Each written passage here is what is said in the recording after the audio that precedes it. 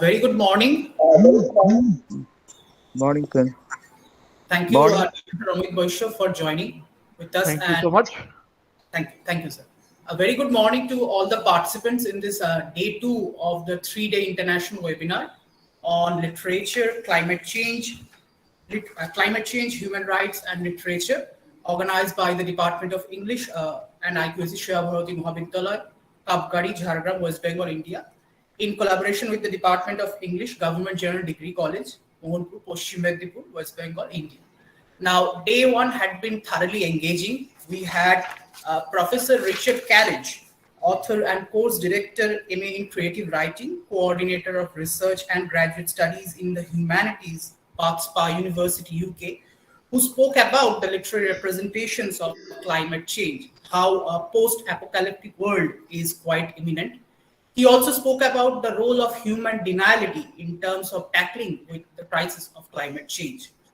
This was followed by the plenary talk of Professor Jolly Dash, who had shown us how Karnar had reworked the myth to make important commentary on the questions of conservation and deforestation. Before we begin today's proceedings, let me take this opportunity, first of all, to express my gratitude to Mr. Babulal Mahato, Administrator, SDO, Jhargram, who Seva Bharati Mahavidyalaya, and the other patrons, Professor Dr. Devaprasad Shau, Principal, Seva Bharati Mahavidyalaya, Ananta Masan, Principal of Government General Degree College. Our sincere thanks to Dr. Shomit Kumar Maiti, Organizing Secretary, Convener, HOD, IQAC Coordinator, Seva Bharati Mahavidyalaya, Kapgari, Jhargram, Co-Convener, Tariq Ali. Thanks are also due to the members of the advisory committee, the technical team for putting up a wonderful show, and also the members of the alumni whose various inputs from time to time have enriched us. Now, without further delay, I request Dr. Shomit Kumar Maiti to kindly introduce our speaker for today. Sir. Thank you, Mr. Rick Sarkar. Good morning, everybody. Dear participants, I'm extremely overwhelmed to get this opportunity to introduce Dr. Amit Raul Baishya to all of you on this occasion of 3-day international webinar on climate change, human rights, and literature, organized by the Department of English and IQAC, Seva Bharati Mahavidyalaya, Kapgari, Jhargram, West Bengal, in collaboration with the Department of English, Government General Degree College, Mohanpur, Paschim Medinipur, West Bengal, India. A graduate from Cotton College, Guwahati, and a postgraduate from Jawaharlal Nehru University, New Delhi, Mr. Amit Rahul Boishyo has earned his PhD degree from the University of Iowa, Department of English in 2010. He is now working as the Associate Professor of English, University of Oklahoma, USA. He is the author of a book entitled Contemporary Literature from Northeast India, Death Worlds, Terror and Survival, that is published by Routledge in 2018. He is the co-editor of 2 volumes, Northeast India, A Place of Relations, co-edited with Yasmin Saikia, published by Cambridge University Press in 2017, and Post-Colonial Animalities, co-edited with Shubhadeep Sinha, published by Routledge in 2019. His articles have been published in many international journals. 8 of his essays have been published as peer-reviewed book chapters.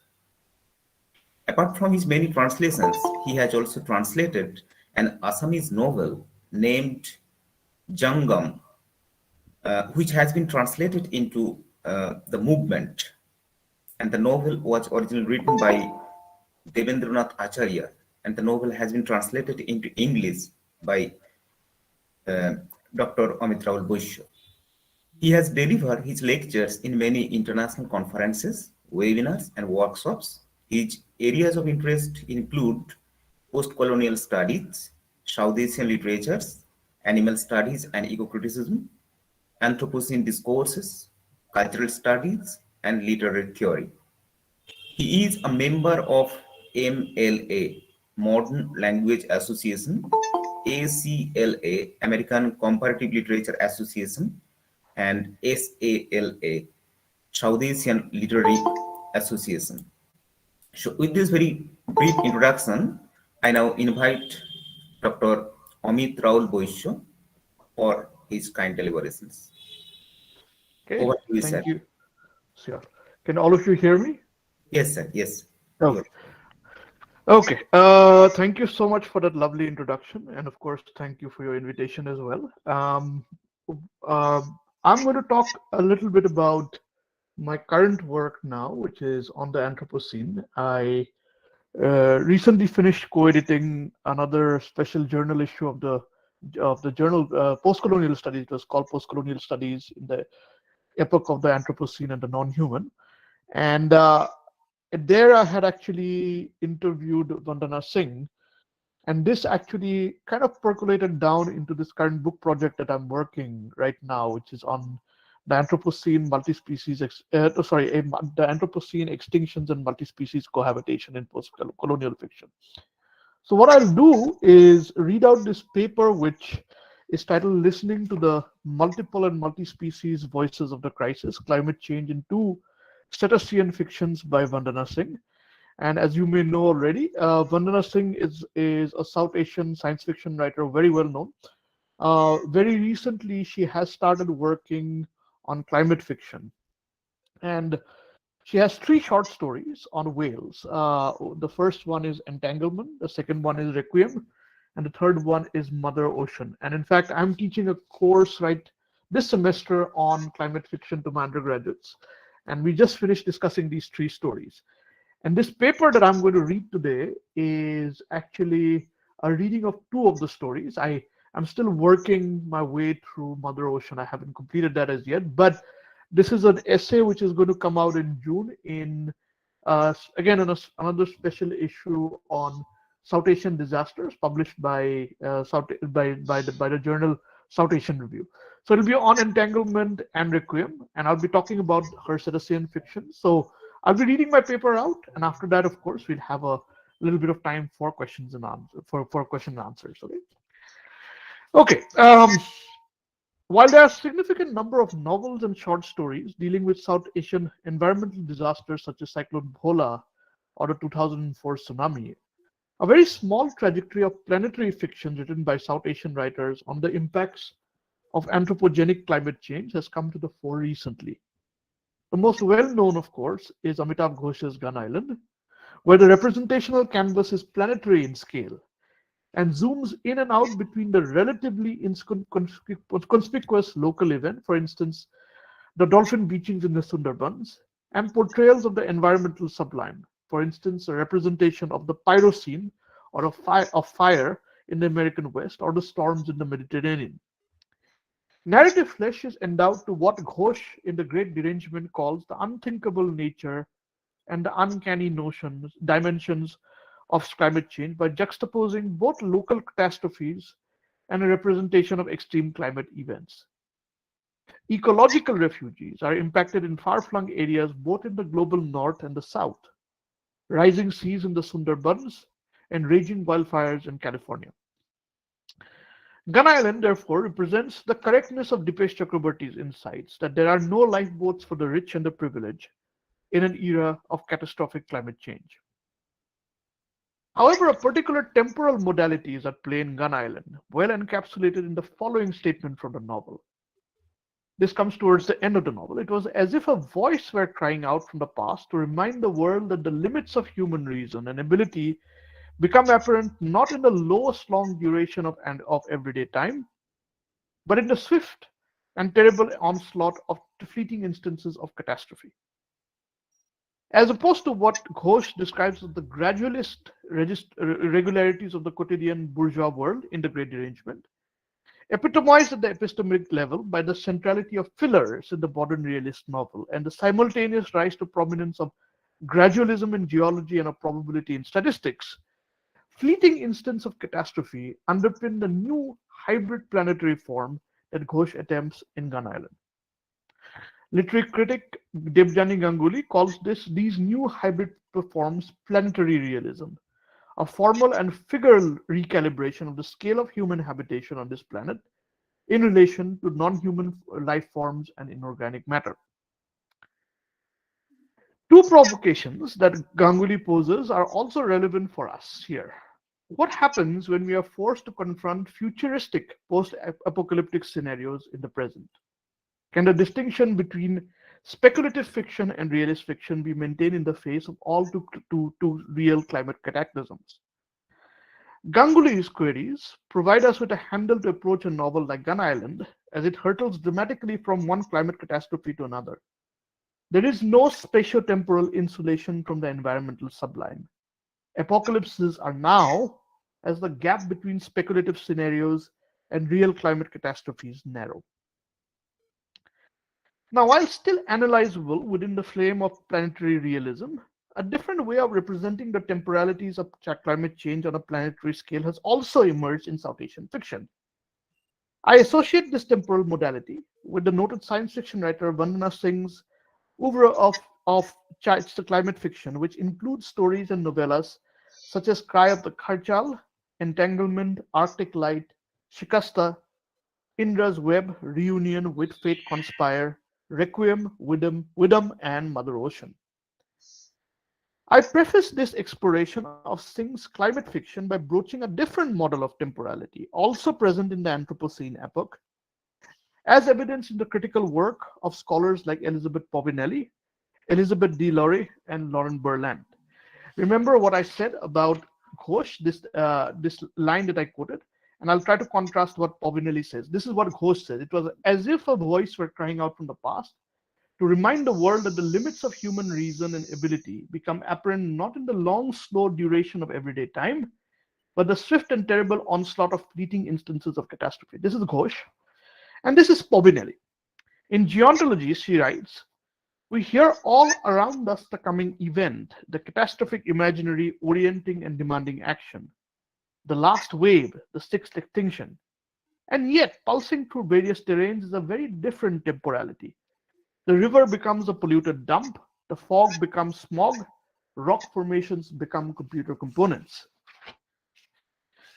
In Allegories of the Anthropocene, Elizabeth D. Laurie also puts her finger on a contiguous notion of temporality in a reading of the Maori writer Kerry Hume's speculative fictions. And she writes, Hume eschews an apocalyptic narrative that would position humans outside the natural world or narrate changes in non-human nature, such as flooding. as extraordinary. If the discourse of the extraordinary asks us to activate our ecological obligations in moments of crisis, whole story suggests that we find our obligations in the everyday. For many communities in the planet, especially in the global south, climate change is of course not an extraordinary event that lies in the future.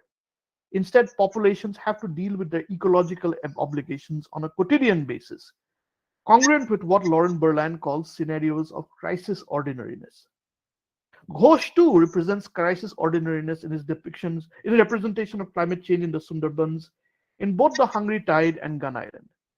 But his aesthetic predilections tend to skew more towards ecological obligations in moments of crisis, as is also evident from his reflections in the stories chapter of The Great Derangement. Vandana Singh generally tends to avoid direct representations of catastrophe. Also, she has a few stories where she does that, focusing more on the aftermaths in the days after catastrophe. Moreover, climate change also occurs in her stories through slower and longer drawn out temporal durations, such as the descriptions of the gradual diminution of pack ice in the polar regions. This is not to suggest that catastrophe and the ordinary, the spectacular and the mundane, are binary oppositions in representations of climate change. Just like Graham Hogan says, apocalypse and risk are temporal and representational modalities that exist in a continuum. However, if Ghosh tends to prefer catastrophism, Singh pitches her camp more within the mundane and the cruddy. Her climate fiction may seem to suffer from a dramatic deficit vis-a-vis Ghosh, but her representational schema is oriented differently. Although her sci-fi is set in the near future, she explores the impact of climate change on ordinary dimensions of life through a focus on the experiences of communities who are already facing the brunt of global warming, like the indigenous communities of the northern Arctic or Dalit communities in India. Singh's stories are not about catastrophe and the environmental sublime, but of the cruddy days after catastrophe, where we find obligations in the everyday and the mundane. While novels like Gun Island bring speculative catastrophic scenarios into the present, Singh's fictions, through her exploration of mundane technologies and interspecies connections, speculate on what forms of life could be like in the climate change future. Singh's climate-scarred speculative worlds are not other spaces and times, as Ghosh controversially characterizes the world-building efforts of science fiction in The Great Derangement, but ones that emerge from our contemporary scenarios.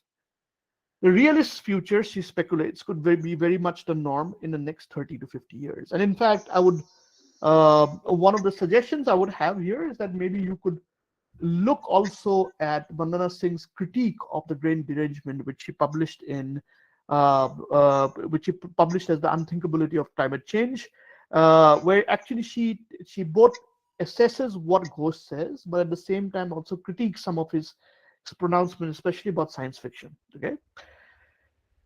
Now, in this talk today, I'll focus on two of Singh's Cetacean cli-fi, or cli-fi dealing with animals like whales, dolphins, porpoises, and so on, Entanglement, Requiem, to probe how obligations are found in ordinary life in the era of climate change. Singh has another Cetacean fiction, Mother Ocean, that I won't discuss because it moves in slightly different directions from the issues I explore here, but I can obviously talk about that more during the question and answer, because this, as I said, is a chapter which is still in development, and I'm writing this segment on Mother Ocean still. Characters of South Asian descent recur in her Cetacean fictions through narratives of global interconnectedness via technology in Entanglement and through the focalization of a South Asian character in Requiem and Mother Ocean. Suffice it to add that Entanglement and Requiem are based on a deep observation of the importance of cetaceans to indigenous life worlds in the northern Arctic, the primary reason for pairing them in this particular talk. Singh also mines the alterity of cetaceans for speculative ends. Whales and dolphins, for instance, have functioned as symbols for alien life and alien civilizational capacities in both science fiction and Euro-Western fantasies about the other. While acknowledging the complexity and diversity of indigenous cultures globally and the ethical issues involved in representing other cultures, Singh outlines her reasons for why we should pay attention to indigenous ways of existence in her interview with me. She says, among the common features of indigenous cultures is its ability to live with their non-human surround without destroying it. Environmental history tells us that humans have always affected the environment, and that inadvertent extinctions have taken place due in part to overhunting, for example.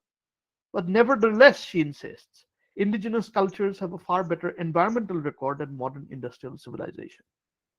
This requires an ability to think and live complexly because you are immersed in a network of dynamic, in the physics sense of time-dependent relationships with multiple species and the land itself daily.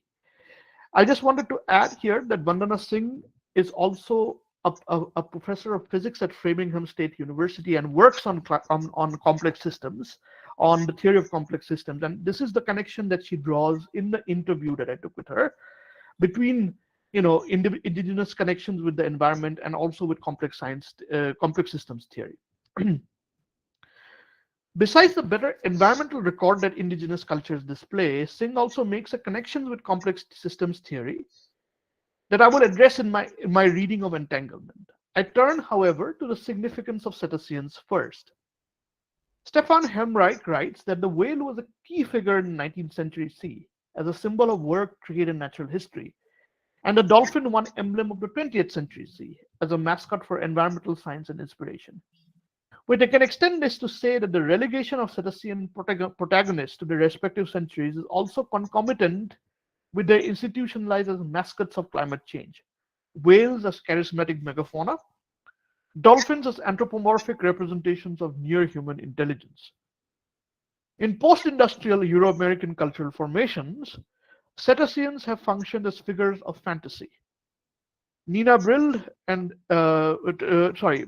Mette Brill and Nina Licke write, like another double, the noble savage of early modernity, the dolphin and the whale allegedly guide us to insight to the true and sacred principles of a simple life in harmony with the natural environment. This is the Western fantasy we're talking about here, right?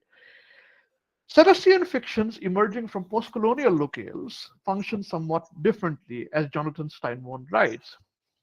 He writes that the cetacean turn in post-colonial literature invites us to attend to the survivance strategies that provide localized challenges to environmentalist universalism, corrections to the sentimentalizing tendencies of environmentalism, and the caution that a sustainable future must involve imperialist nostalgia. These novels, like Hungry Tide, which is one novel that he discusses, honor the biomythic narratives, arts, and local knowledge that resist the disenchanting tendency of secular modernity to privilege the story of human progress away from other animals. I would place Singh's cetacean fictions within such resistances to this disenchanting frame.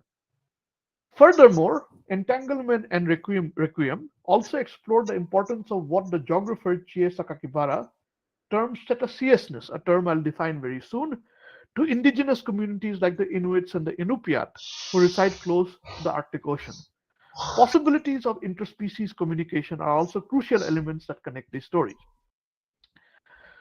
Singh's move towards cetacean representation was precipitated both by her trip to the Arctic region in 2014 as a pedagogical initiative for the American Association of Colleges and Universities, and conversations with other scholars, including cetacean specialists, during her long stint at Arizona State University's Center for Science and Imagination in 2013.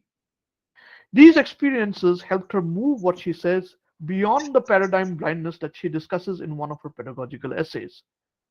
As I said, she's also a theoretical physicist and teaches at Framingham State University. She writes, this failure to do justice to the climate problem led me to explore beyond the boundaries of my home discipline of physics, to learn from students, communities, indigenous peoples, activists, sociologists, psychologists, economists, historians, biologists, and climate scientists, to try and to understand, and I italicize this because this is the title of my talk, what it means to listen to the multiple and multi-species voices of the crisis, and thereby to undergo the necessary epistemic shifts towards a more relational, more holistic, and more grounded understanding. This, I would argue, captures how Singh attempts to represent climate change via stories about human cetacean interactions in the minutiae of ordinary life in indigenous life forms. So let's get to entanglement first. It's a story of 5 different narrative threads that traverse locations like the Arctic, South Asia, the Brazilian rainforest, and the Himalayas. The speculative dimension of the story emerges through the representation of forms of technology that are possible in the near future. Let me put it this way, that in her stories about climate change, they're all based in the near future. They may almost be called a form of science fiction realism. They are almost the same like our world, but with subtle differences, so to speak, right? And one of the speculative dimensions in entanglement that comes out is the connections between the 5 geographically distributed plot threads are instituted by an electronic wristlet that connect the protagonist in varied locales. Responding to my query about these affirmative depictions of technology, Singh says, when I imagine positive technologies, I think about the context. From where and from whose benefit does the technology arise? What is its impact on people and their interactions and the rest of nature? To think about any technology being positive or negative without thinking about the context is only exclusively part of the picture. And I'd also add that one of the interesting things about all her short stories is that technology almost becomes sentient as well. It also, in a certain way, kind of evolves pretty much like humans and animals do. So it's part of the non-human surround in her stories, and this is the complex system that she tries to represent in pretty much all her stories about climate change. Besides these depictions of technology that connect people on a global level, the first plot thread of entanglement features Irene, a biogeochemist of Inuit heritage. Through her portrayal, we move into an Arctic world of melting permafrost.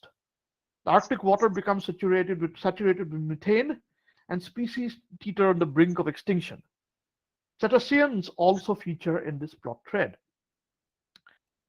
Cetaceans are intimately familiar to indigenous communities like the Inuit, who are bound in reciprocal relationalities defined by cetaciousness, this term that I use from Chie Sakakibara. Sakakibara, whose ethnographic work is on the relationship between the Inupiat and bowhead whales, defines cetaciousness as the connectivity of spirits or culturally foundational ways of life that involve humans and whales. It draws in worlds of life beyond the bowhead whale's habitat with all of the diverse modes of engagement crafted through relational and participatory interactions between humans and bowheads. This co-shaping or becoming with others takes place at multiple levels and across diverse time frames by the 2 entities, the bowhead whales and the Inupiat. The Inupiats become humans through their interactions with the whales. This cetaciousness has of course been influenced by environmental transformations. It evolves with the way people seek to retain their identity through their associations with the whales. Sakakibara looks at the human-whale relationship in terms of co-shaping. Both whales and humans are dynamic, agential beings who make kin in complex ways.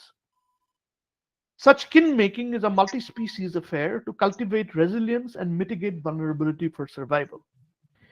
These forms of multi-species kin-making do not preclude violence, as becoming with others often involves questions of life and death.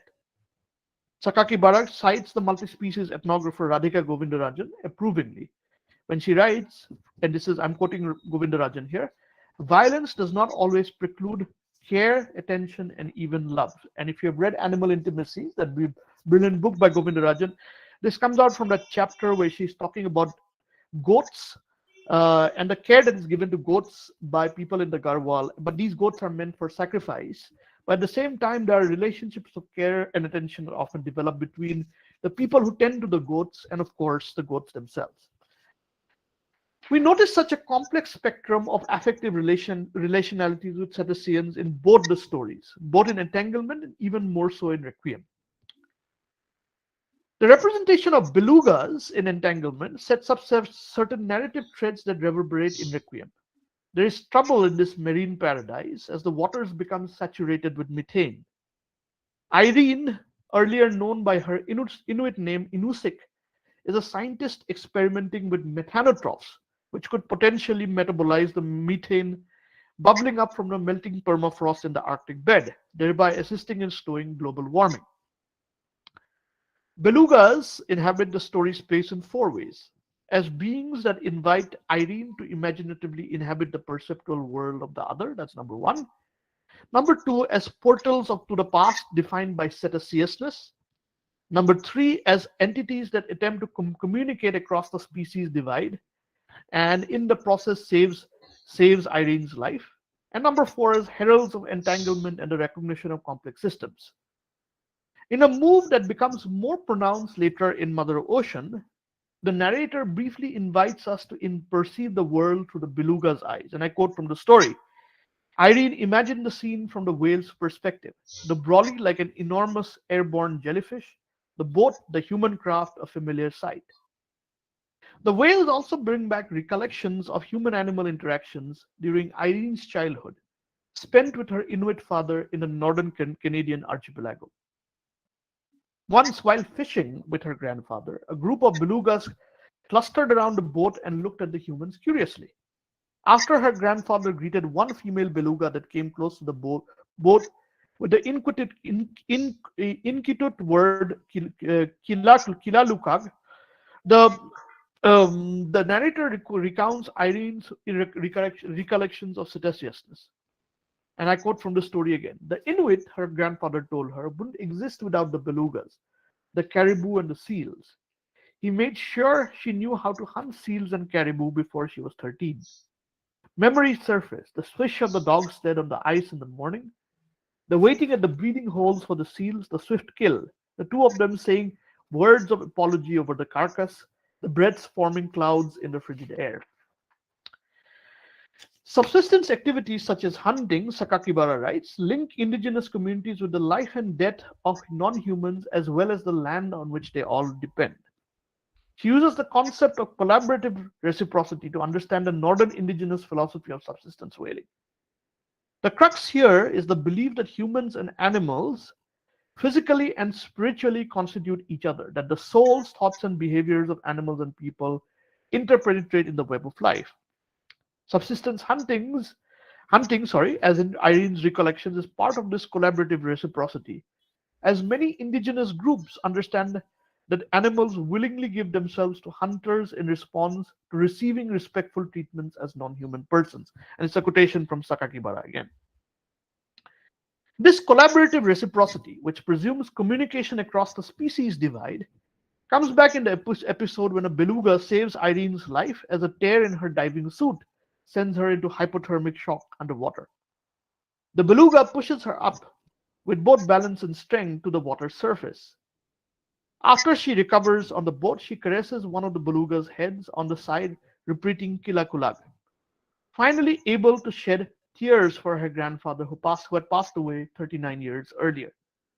This encounter with the belugas leads the narrator to consider the elective affinities between complex systems theories and indigenous worldviews, a contiguity Singh outlines in her response cum critique of Amitav Ghosh that I mentioned earlier.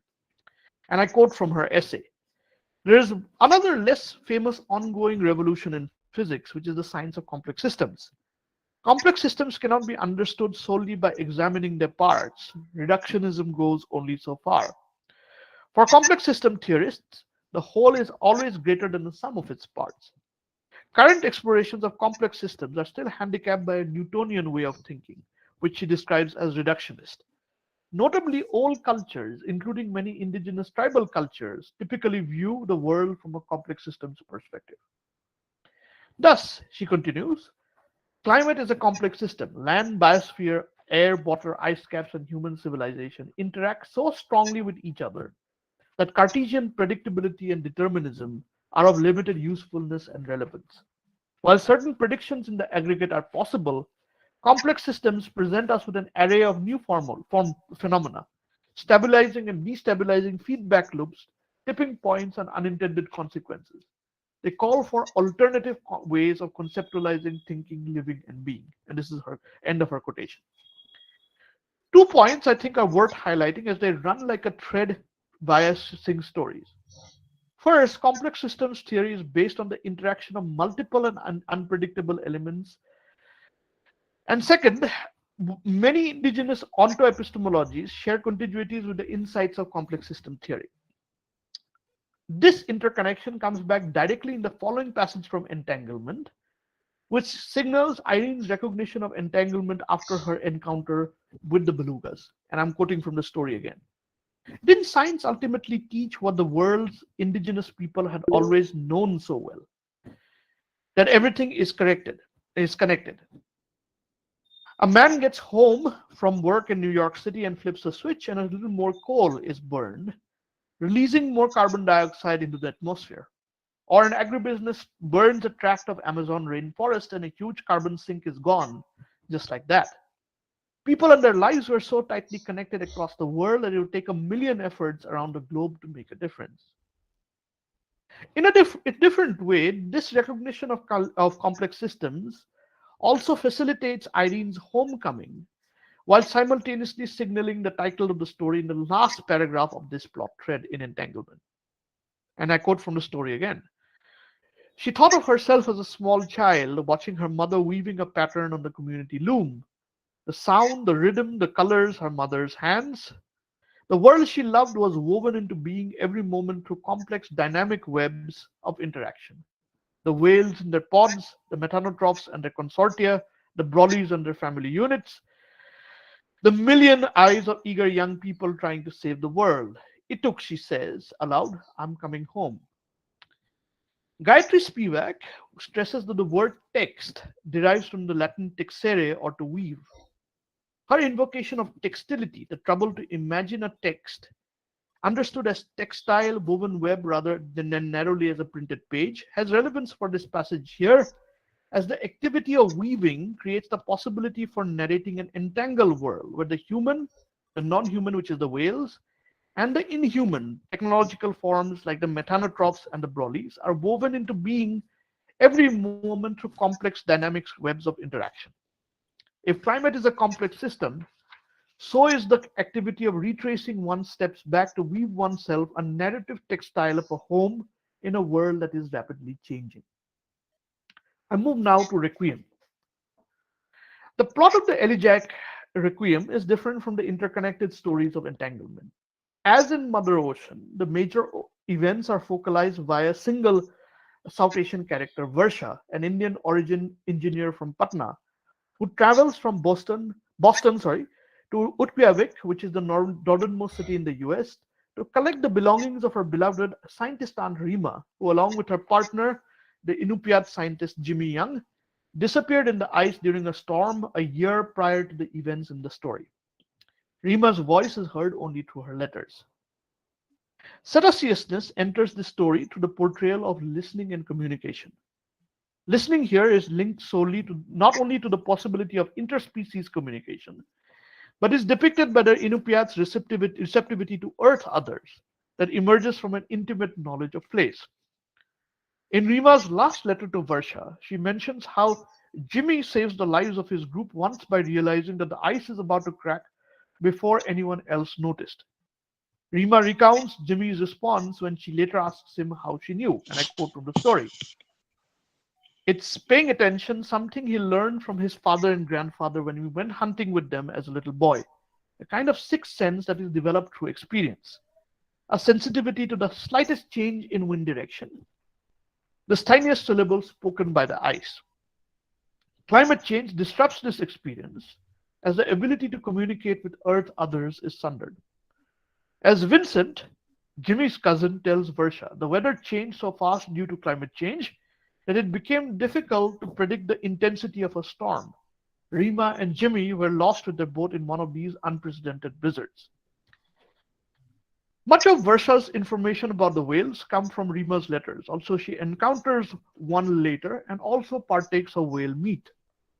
The representation of bowhead whales in Requiem circulates around three major trajectories. Number one, the disruption of the co-constituted life world of the bowheads and the Inupiat. Number two, the importance of the bowheads to the Inupiat gift economy, which is again predicated on cetaciousness. And number three, a speculative strain that explores animal agency and broaches the possibility of communication across species. Climate change and anthropogenic intervention doesn't scramble the known life worlds of the Inupiat alone, but of beings they have a long historical connection with. These are the bowhead whales. This is signaled in Rima's first letter to BAISHYA. We are seeing more propeller scars since the Arctic was open to shipping. The killer whales have been moving up too, and the bowheads that survive bear some horrifying scars. No wonder the bowheads are pushing further north, where the waters are still cold, tracking the changing currents in search of krill. Mysticetes, like bowhead whales or akvik in Inupiaq, communicate and hunt via low-frequency sounds that traverse great distances. The sound of the explosions made by the T-Rexes, which are in this story massive futuristic automatons used to scour the ocean floor for oil and gas, also deafen the whales, which for such megafauna was tantamount to a death sentence. As Margaret Grebowitz writes, such representations of oceanic noise pollution is a powerful figure for how human impact on cetacean life is always necessarily both environmental and social. A perfect icon for the Anthropocene in which crisis has become ordinary. Changes in the behavioral patterns of the bowheads also impact the co-constituted life worlds of the Inupiat. This is of course a key concern of Sakakibara's ethnography.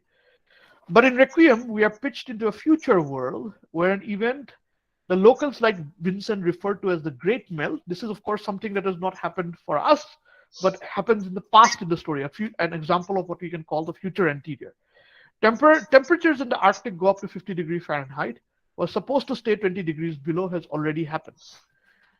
The bowheads are being driven away by the killer whales, starving polar bears had come to human habitations rummaging for abish. Eventually, the polar bears had been driven south and had begun mating with the grizzlies. The moose had started migrating to the north where they had never been seen before. The sea ice had become thin and the last of the multi-year ice had disappeared. As Vince's grandfather, a great whale hunter who had been a witness to this great melt, says mournfully, when the ice goes, so does the way of our people. The great melt also impacts the Inupiat's relationship with the bowheads, especially the centrality of the whale hunt. Sakakibara's respondents told her that the whale makes us human. In the Inupiat life world, the bowhead sustains the human world by giving itself to hunters who are worthy of the gift. Consuming the whales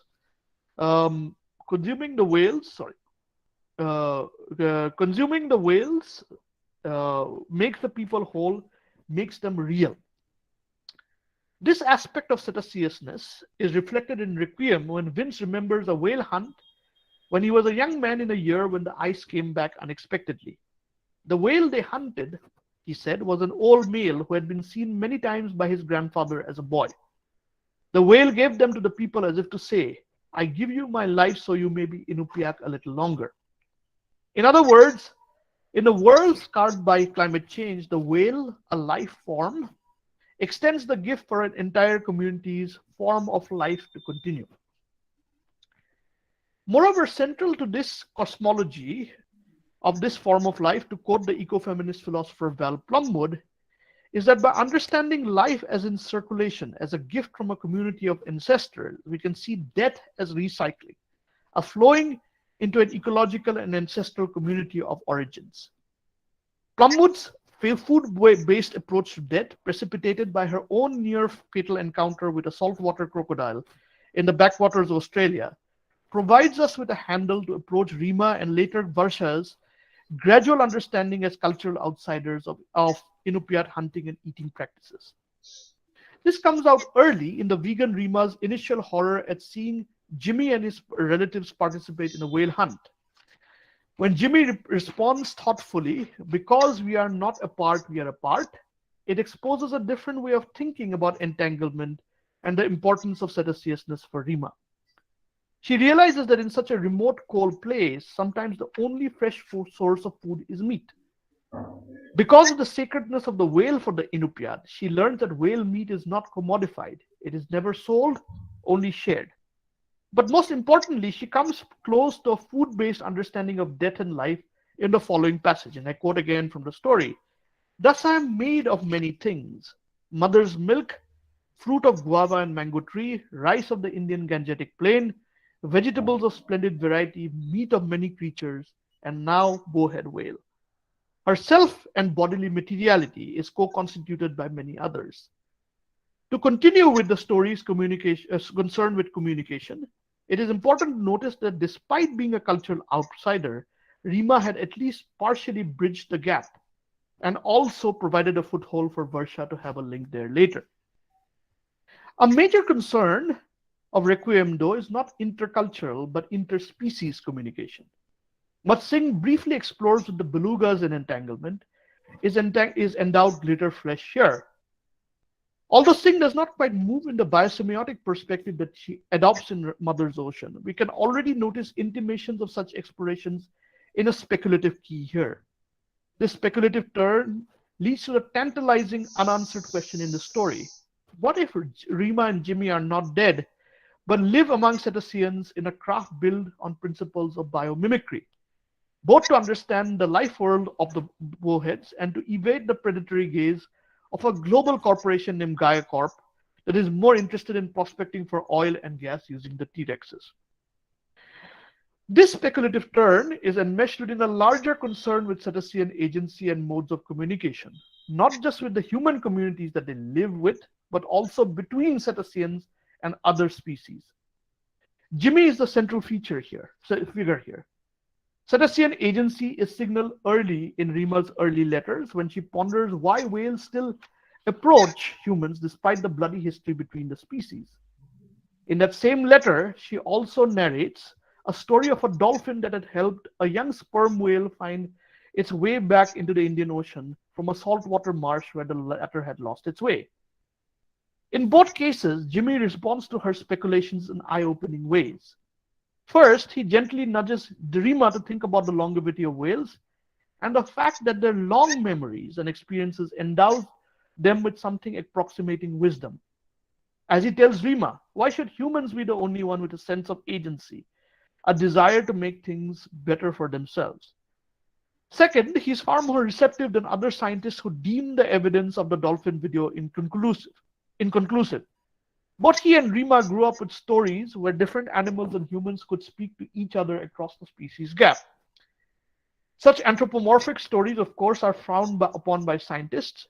You can recall the figure of the cetologist Pia in Gun Island, who is opposed to such interpretations, for instance. But maybe the relegation to worlds of childhood or magic is a herald of something else, of what indigenous thinker Robin Wall Kimmerer calls species loneliness, a deep unknown sadness stemming from the loss of relationship. Rima seems to gesture at something similar in her letter as she reports her conversation with Jimmy. And I quote from the story again, some sympathies bridge the distance between cultures. Perhaps it's the same between species and we modern humans simply don't notice. For Jimmy, bridging the distance between humans and cetaceans meant attempting to be part of its way of being without any preconceived notions. He and Rima designed the energy-efficient, small and compact, but with enough room for an extended stay, submersible boat with flippers to track the bowheads in its migrations around the North Pole. Jimmy wanted to dive deep with them, swim under the ice, know the context in which they sung their songs. In other words, via the craft, he wanted to create the conditions for a deeper relationship based on mutuality with the cetaceans. As Vince recounts his belief, all true knowing is mutual. So I'd like to conclude by saying that Vince also reveals that while the wreckage of the research boat that Rima and Vince were on was found at the bottom of the ocean, there was no trace of the submersible. This leads us to the most speculative portion of the story, with a version of animal agency comparable to the animal migrations at the end of Gun Island. Jimmy, who was interested in whale communication, and noticed some interesting behavior among cetaceans. Bowheads hanging out with humpbacks, blue whales down in the Atlantic lowering their call notes. These lead Jimmy to ponder what climate change meant, not from a human, but from a cetacean perspective. Could they be communicating with each other about the changing currents and the chemistry? But could they also be doing something far more anarchic? And I quote from the story again. Jimmy suspected that the bowhead whales were learning from the humpbacks how to disable the T-Rexes. Humpbacks use sound to stun fish. Sound means everything to the whales. When the T-Rexes use their airgun arrays, it is like having an explosion happen 10 times a second. If whales are close enough, they would get deafened. A deaf whale is better dead. Singh writes contra Amitav Ghosh that speculative fiction's what-if experiments allow us to imagine the effects of certain technologies or social arrangements in negotiating our uncertain future. Here, in conclusion, I suggest is an example of a what-if experiment where beings other than humans display agency, possibly even fight back against anthropogenic changes to the climate system. Maybe such speculations can impel us to pay attention and listen to the multiple and multi-species voices in this crisis. Thank you very much, and I'd like to open this up for questions. Thank you, sir. Thank you for this wonderful talk. I noticed that initially your talk was very much premised on the work of Amitav Ghosh, and it just goes to show the kind of importance that he garners in terms of be it any discussion regarding Southeast Asian fiction. And from there on, you went on to dissect the different contours of Vandana Singh's work. And the fact that she is a professor of physics and earth science goes a long way in her understanding of the present, anthropogenic climate crisis. So thank you, sir. Thank you once again. And with that, I now open the sessions for questions and discussions. The participants, they can ask Dr. Amit Baishya questions directly, or they can post their queries in the chat box. We'll take them up one by one. Okay, thank you.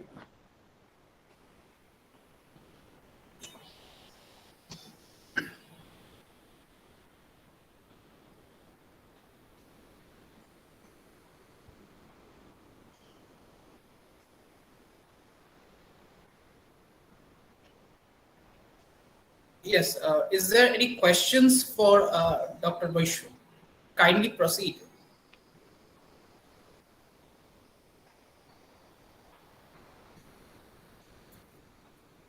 Participants, if you have any question, you can put them in the chat box also.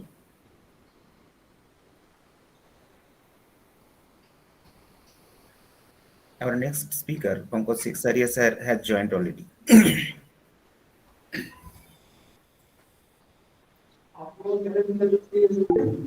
Yes, Dr. Shwatilaka Mahato, please go ahead with your questions. Sir can hear you directly if you want. Thank you so much. Good morning, sir. Sir, it is a very insightful talk. Nice. And you have talked about this indigenous community and this human and this relationship with the animals, human-animal relationship. You have mentioned that animals are willing to offer themselves. So I have also noticed the same thing in Louis Ardick, Native American writer, Louis Ardick's novel, The People of the Well. There, in earlier time, the whales used to offer themselves, but at present time, the whales are very less, and people are killing like they're like too much interference in the animal life. So they're killing for business purpose. So nowadays, so the whales are going far away from the humans. Earlier, they used to offer themselves, but now they are not, because everything is now so much capitalistic, that approach, business approach, and the animals are very less. They are going to extinct. So that human-animal relationships are very, now there's a huge gap.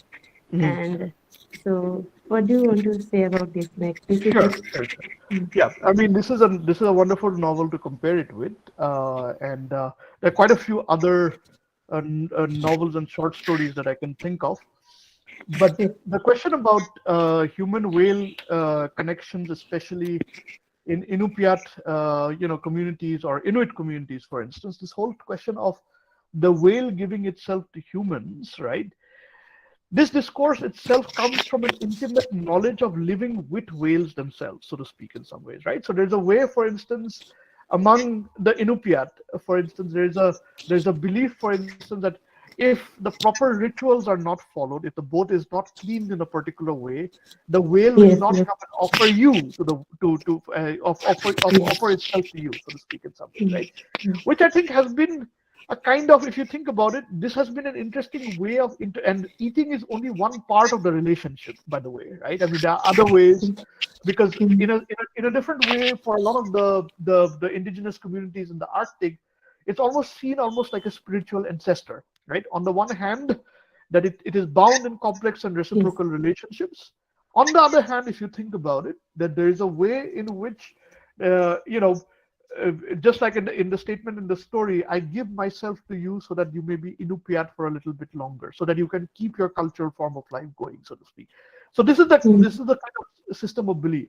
But what you're also talking about, if you think about it, in the 19th century especially, prior to petroleum becoming the big kind of energy, aspect in some sense, the oil was coming precisely in some sense from whales, right? So effectively, you could almost think of the way in which whales, especially among, let's say, in the colonialist West, was almost thought of, if you think about it, like what Heidegger calls this idea of the standing reserve, of the stand, that they are almost like the standing reserve, so to speak, right? You take that pretty much as something that humans could take off almost rapaciously. In a certain way, you could almost call it like a kind of Cetacean Armageddon, or if you think about it, almost like a genocide of Cetaceans in the 19th century, which is the kind of connection that I was trying to draw, right?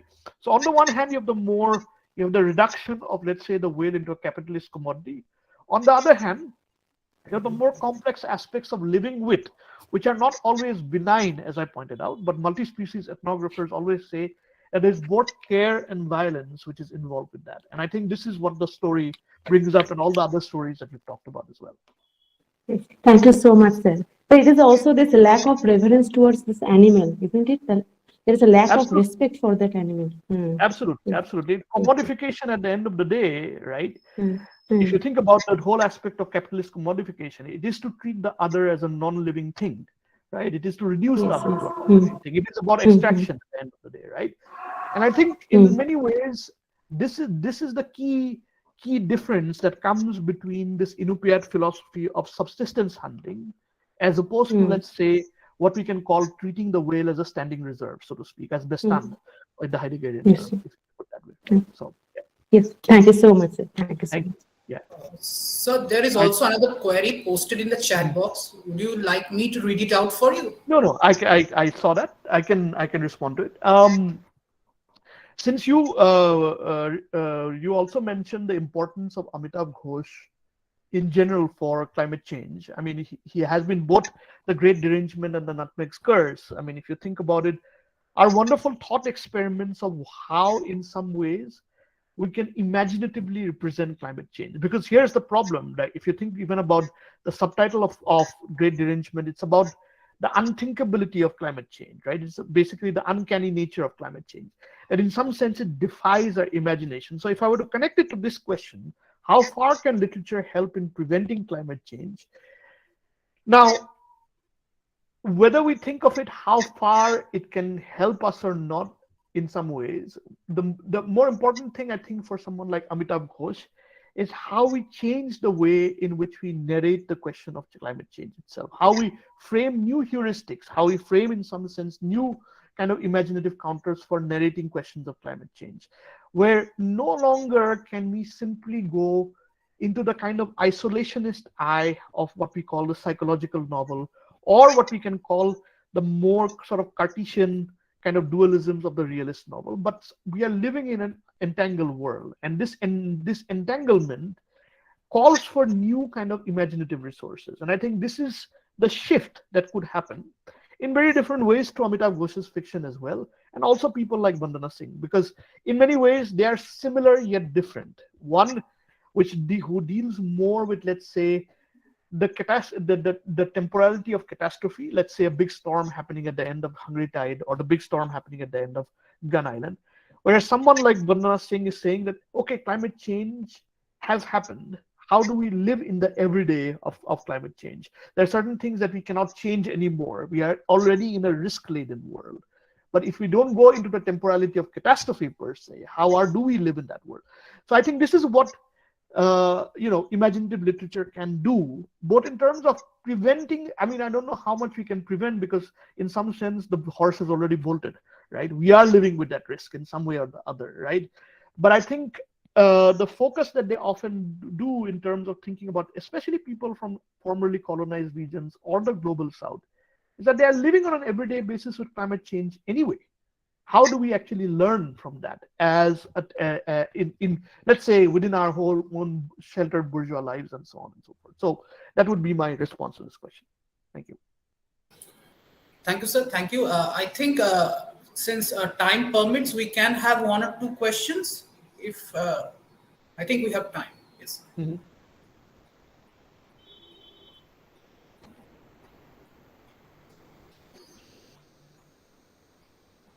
Hello, sir. Mm-hmm. Yes. CTARA, please go ahead with your questions. Sir, this question is not directly related to your talk. Mm-hmm. My question is, do you find any problem with Anthropocene discourse? I mean, the uniformitarianism and the universalism that is Mm-hmm. woven into the Anthropocene discourse. Do you find any problem with that, sir? There are problems and misunderstandings, both, I would say, right? Problems in the sense that if we start thinking about the word Anthropocene as yet another narrative of human centrality, which of course many people often take it as the age of humans and so on and so forth. Is it like another reinstatement of humans into a central position, right? Now, if you start thinking of that, there are lots of problems with it. Of course, that brings in anthropocentrism through the back door again, right?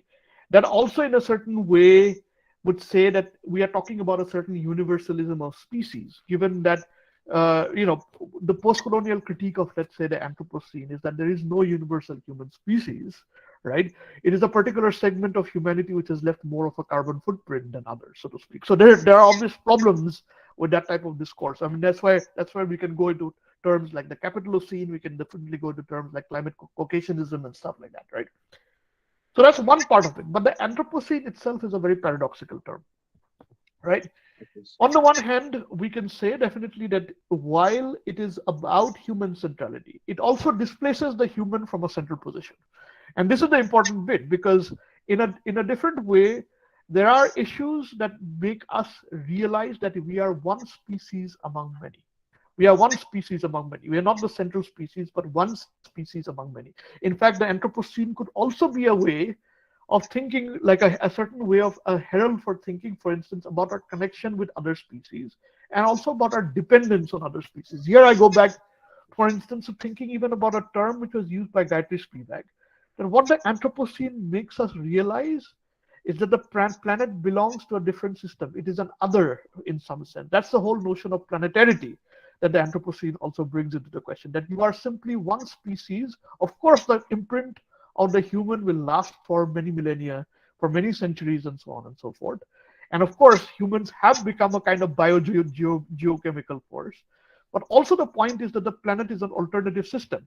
It's an other, so to speak, and it asserts itself.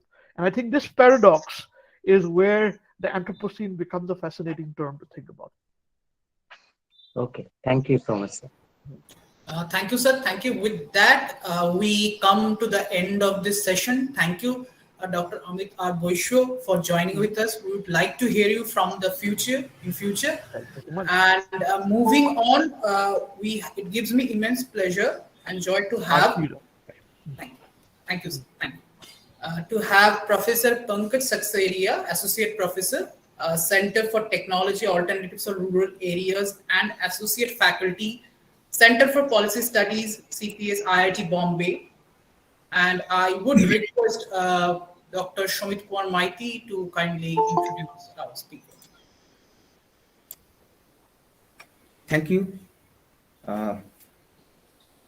Dear participants, I'm extremely delighted to introduce Professor PANKAJ SEKHSARIA to you all in this morning. PANKAJ SEKHSARIA is the author of 5 books on the Andaman and Nicobar Islands, including his debut novel, The Last Wave, that is published by HarperCollins in 2014. It is a story embedded deeply in the ecology, history, and people of the place. Islands in Flux, the Andaman and Nicobar story, that is also published by Harper Litmus in 2019, which is a collection of 20 years of his journalism about the islands. And most recently, Waiting for Turtles, that is published in 2021 by Kara Details, his first book for children that has also been published in Hindi and Telugu. He has a bachelor's degree in engineering, a master's degree in mass communication, and a recent PhD in science and technology studies from the Maastricht University in the Netherlands. He is a long-time member of the Environmental Action Group, Kalpabrik, and currently Associate Professor, Center for Technology Alternatives for Rural Areas, CTARA, IIT Bombay. His research interests lie at the intersection of technology, science, development, and the environment.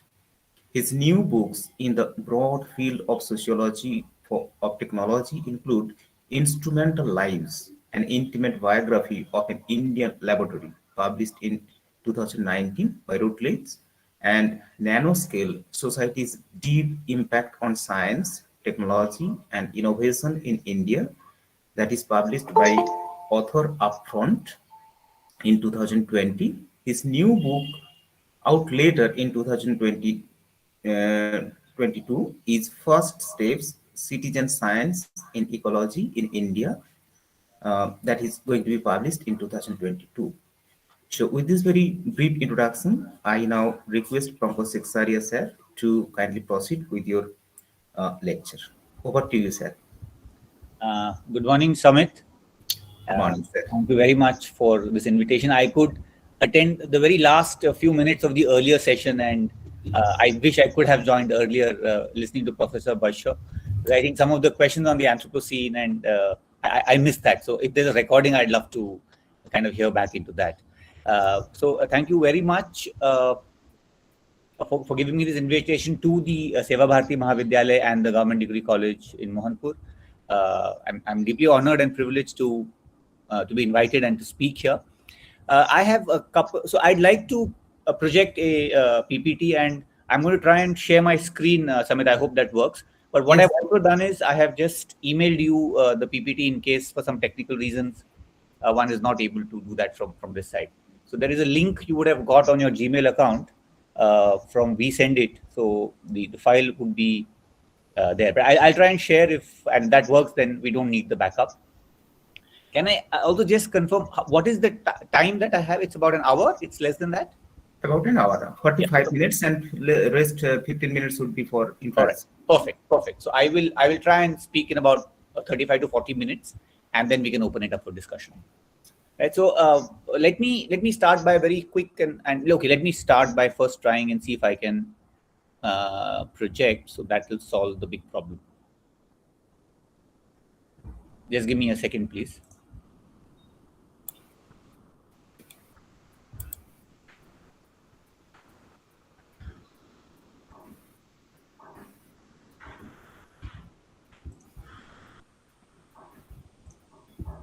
Yeah. Is my screen visible?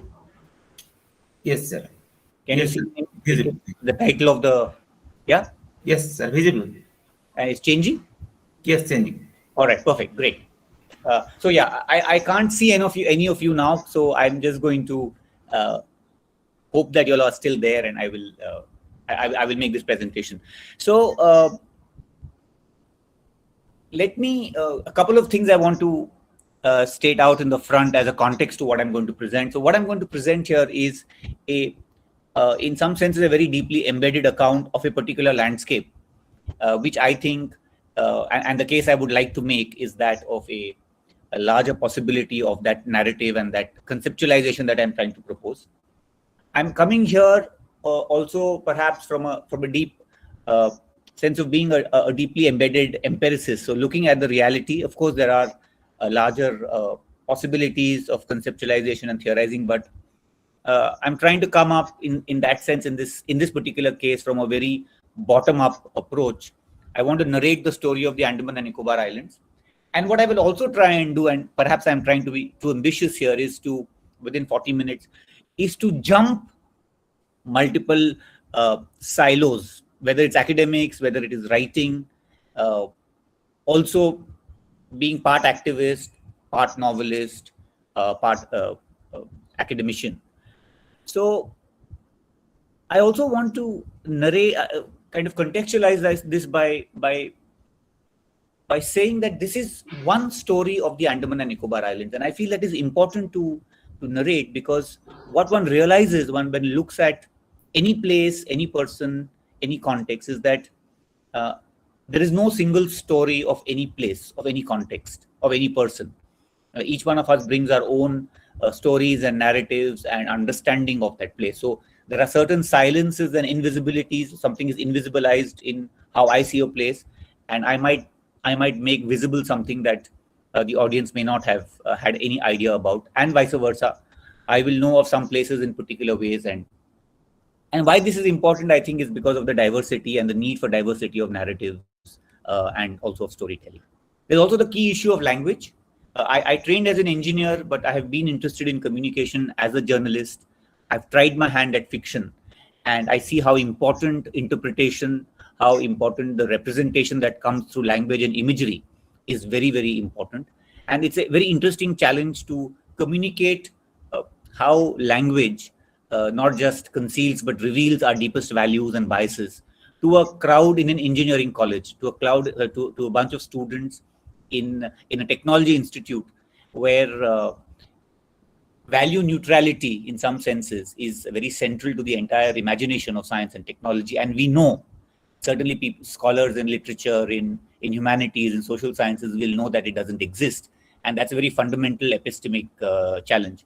And I'm going to try and bring this out to you in some ways similar to what I do with my students here, and let's see if I'm able to succeed. And I'm hoping that you will recognize what I'm trying to say and what the implications of that are in the real world. So these are not how language performs, if one can say that.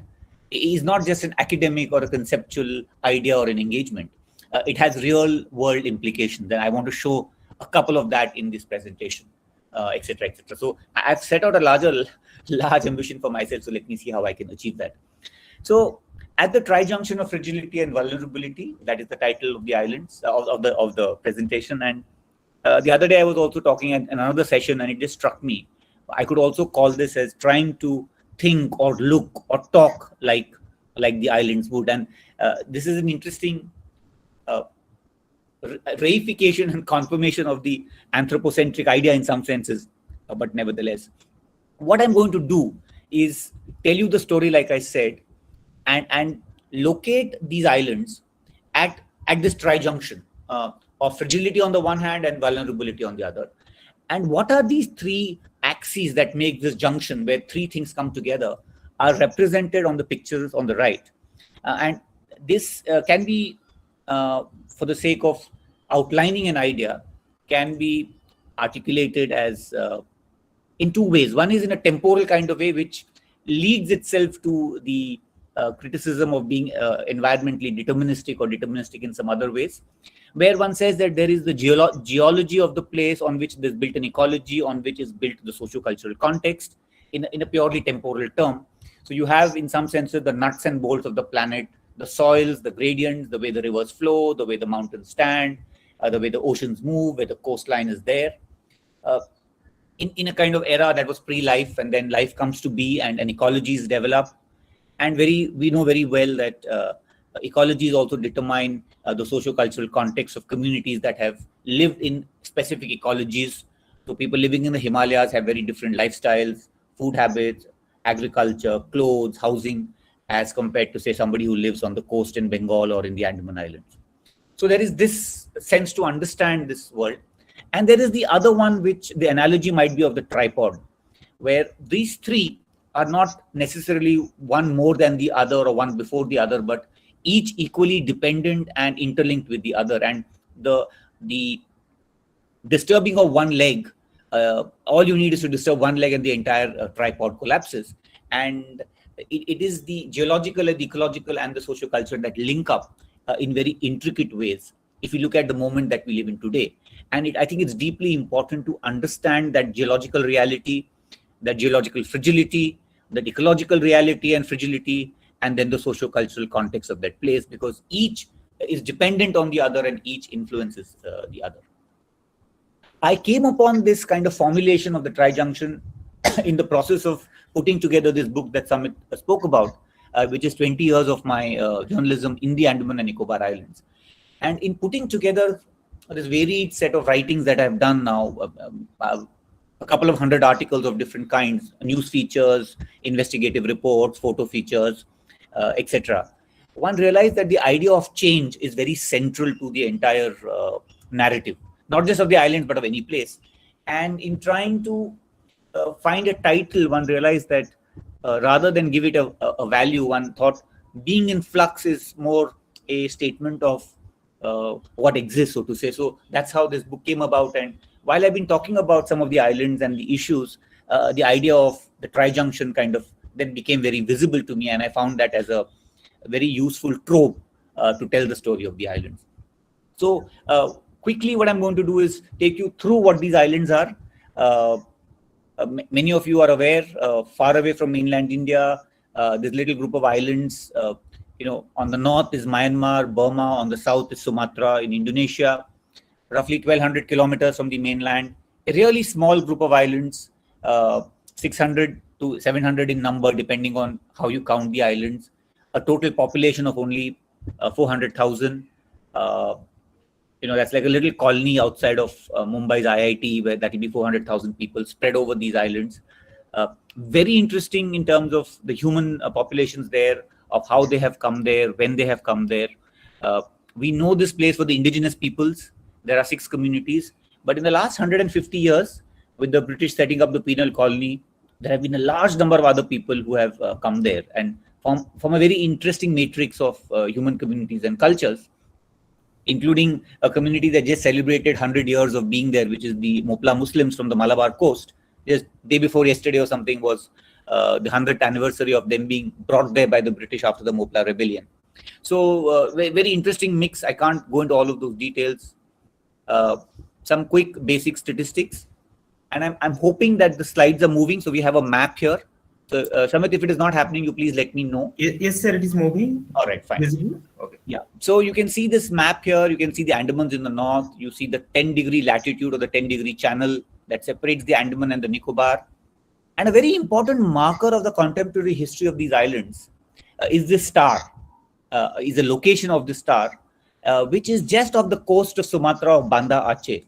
This is the epicenter of the earthquake of December 2004, 9.3 on the Richter scale, perhaps certainly among the biggest earthquakes ever experienced, certainly one of the biggest in human history and memory, and the one that caused that gigantic tsunami of 2004, where hundreds and thousands of people died and millions of dollars of property was impacted.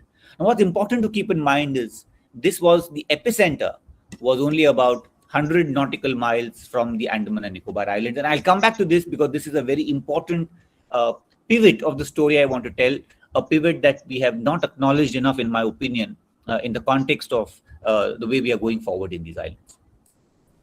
I went there 25 years ago as a young student who had some time on hand, interested in wildlife.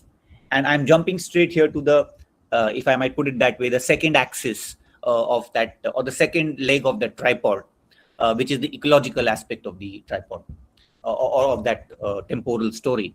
A fantastically rich biodiversity hotspot located in the tropical zone. You can see this very brilliant colors of an evergreen forest. And what's interesting is you look at the gradient, because these are the islands are the peaks of a submerged mountain range. So you actually have Port Blair almost being like a real life roller coaster. So traveling in Port Blair is like going up and down like you do in the roller coaster all the time. But what's interesting here is you look at the cross section of the forest type. You have at low tide. You can see the mangrove forest with the roots exposed. You have the kevda or the kevdi or the screw pine, which is just beyond the high tide line. That's the littoral forest. And going up the canopy are these magnificent trees with these white trunks. In this case, this is a particular species known as the gurjan or the diptocarps. which are actually very interesting because they are the ideal plywood species.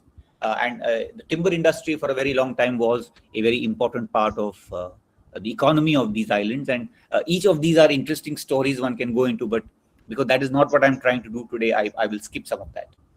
Very rich in terms of the ecological diversity, high degrees of endemism, which island systems are known for. I'm guessing all of you are aware of endemism. It's basically a kind of ecological, biological phenomenon where, because of isolation and other reasons, species and creatures evolve in very unique ways, and they become just restricted to that area and they're not found anywhere else. So it increases diversity, but it also increases the chances of extinction. And of course, we don't know what's kind of happening there. So this is the, in what Hindi we know as the chipkali, but a unique creature known as the emerald day gecko or the Andaman day gecko. And as the name suggests, is found only in the Andaman Islands and nowhere else.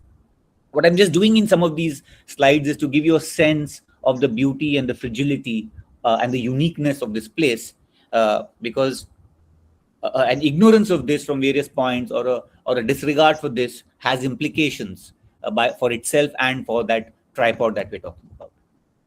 If there are any bird watchers in this group, I hope there are. This is the crow pheasant or the Bharadwaj. This is a relative of the bird that you find on mainland. This is the Andaman crow pheasant. And I'll try and make the call of this bird, and you will recognize this from the sound, where it's a very prominent sound. So it goes whoo, whoo, whoo, whoo, whoo, whoo, whoo, whoo, whoo. So this is the bird that you will, the dark black bird, clumsy bird with bloodshot eyes, red eyes, and maroon wings. So a smaller version of this is found in the Andaman Islands, but this is what's known as the Andaman subspecies endemic. So it's related to the bird on the mainland, but it's only found on the Andaman Island, nowhere else on the planet. Another fascinating bird found only in the Nicobar Islands, not anywhere else on planet Earth, is the Nicobari megapode. This chicken-sized bird has a very interesting behavior. And so what this little line of brown that you see at the bottom where the cursor is moving, where the arrow is moving, is actually the nest of the bird. Now this bird builds a mountain of mud. I don't have it here, but mountain of mud about 3 feet height, that is its nest. And it lays its eggs inside this mound of earth, and it does not incubate the eggs like a domestic chicken or any bird would do. It allows the heat of the sun and the heat of the rotting matter to incubate the eggs. It is also known as the thermometer bird because it uses some kind of maybe rough thermal sensor in the tip of the beak to adjust that, to figure out what the right incubation temperature is, and so that the eggs are at the right temperature for hatching. A giant robber crab, a large creature. I'm a vegetarian, so I don't know, but crab eaters say that the meat of this crab is very good. It's a huge crab, one of the largest on planet Earth. It is twice the size of an average human head. It's a slow-moving crab with very powerful pincers. It can break open a coconut. It's also known as the coconut crab because it's very fond of the coconut fruit. An example of what you see in large parts of Bengal along the Sundarbans is the mangrove forest. Very important as a protection for the coast, protection for the land from the seaside. Very interesting ecological characteristics. You see here roots that actually, what is sticking out from the soil and in the water are actually roots that are growing towards the sun and not towards gravity. They're helping the plant breathe. These are known as pneumatophores. So a very important element of the ecological dimension of the coastline. These islands are amazing for the coastal ecosystems where turtles come to nest. The ocean of the planet has 7 species of sea turtles, of which this one is the largest. It is known as the giant leatherback. It can grow up to 6 feet in length. It can be 600 kilograms in weight. And this picture is the tracks of a leatherback that has nested on Great Nicobar Island and gone back to the sea. And often people say this is, it's almost like a tractor that has gone down the beach. And in many local languages around the world, the turtle is called the tractor kachua or the tractor turtle. Huge creature. And sea turtles signify some of the largest and the most complex challenges of the world today, including that of climate change. because not only are the coastlines going to be damaged, but a very interesting factor about the sea turtles and many other creatures like crocodiles is that the sex of the baby is determined by the temperature at the time of hatching. It is not a predetermined sex as happens in many other life forms. So if you have a slightly warmer world, all the chicks that hatch, all the babies that hatch are actually going to be female. So you have a very interesting connection here to climate change, where even a half a degree or maybe 1 degree warmer world will lead to generation after generation of turtles and crocodiles, for example, that will only be female, and that is another route to extinction. So the complexities of this is something that becomes very evident in different kinds of ways. This is the baby turtle, and I'm already realizing I'm going to be short on time. I'll just jump to talking a little bit, just in a minute, about the third dimension of the socio-cultural. This is a representative picture by an anthropologist friend, Vishwajit Pandya. This is a picture of the Jharava tribal community. If some of you know of the history of the place, this picture might come to you as a surprise, because we all know of the Jharavas, including by people like me who've written stories and have the journalism we've done of an era of about 15 years ago, and that community has completely changed today.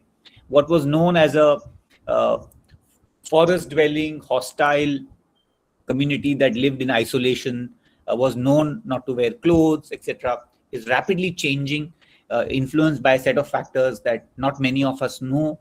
I don't know much, but to cut a long story short and divert is to say that these are communities that have been here for 40,000-50,000 years.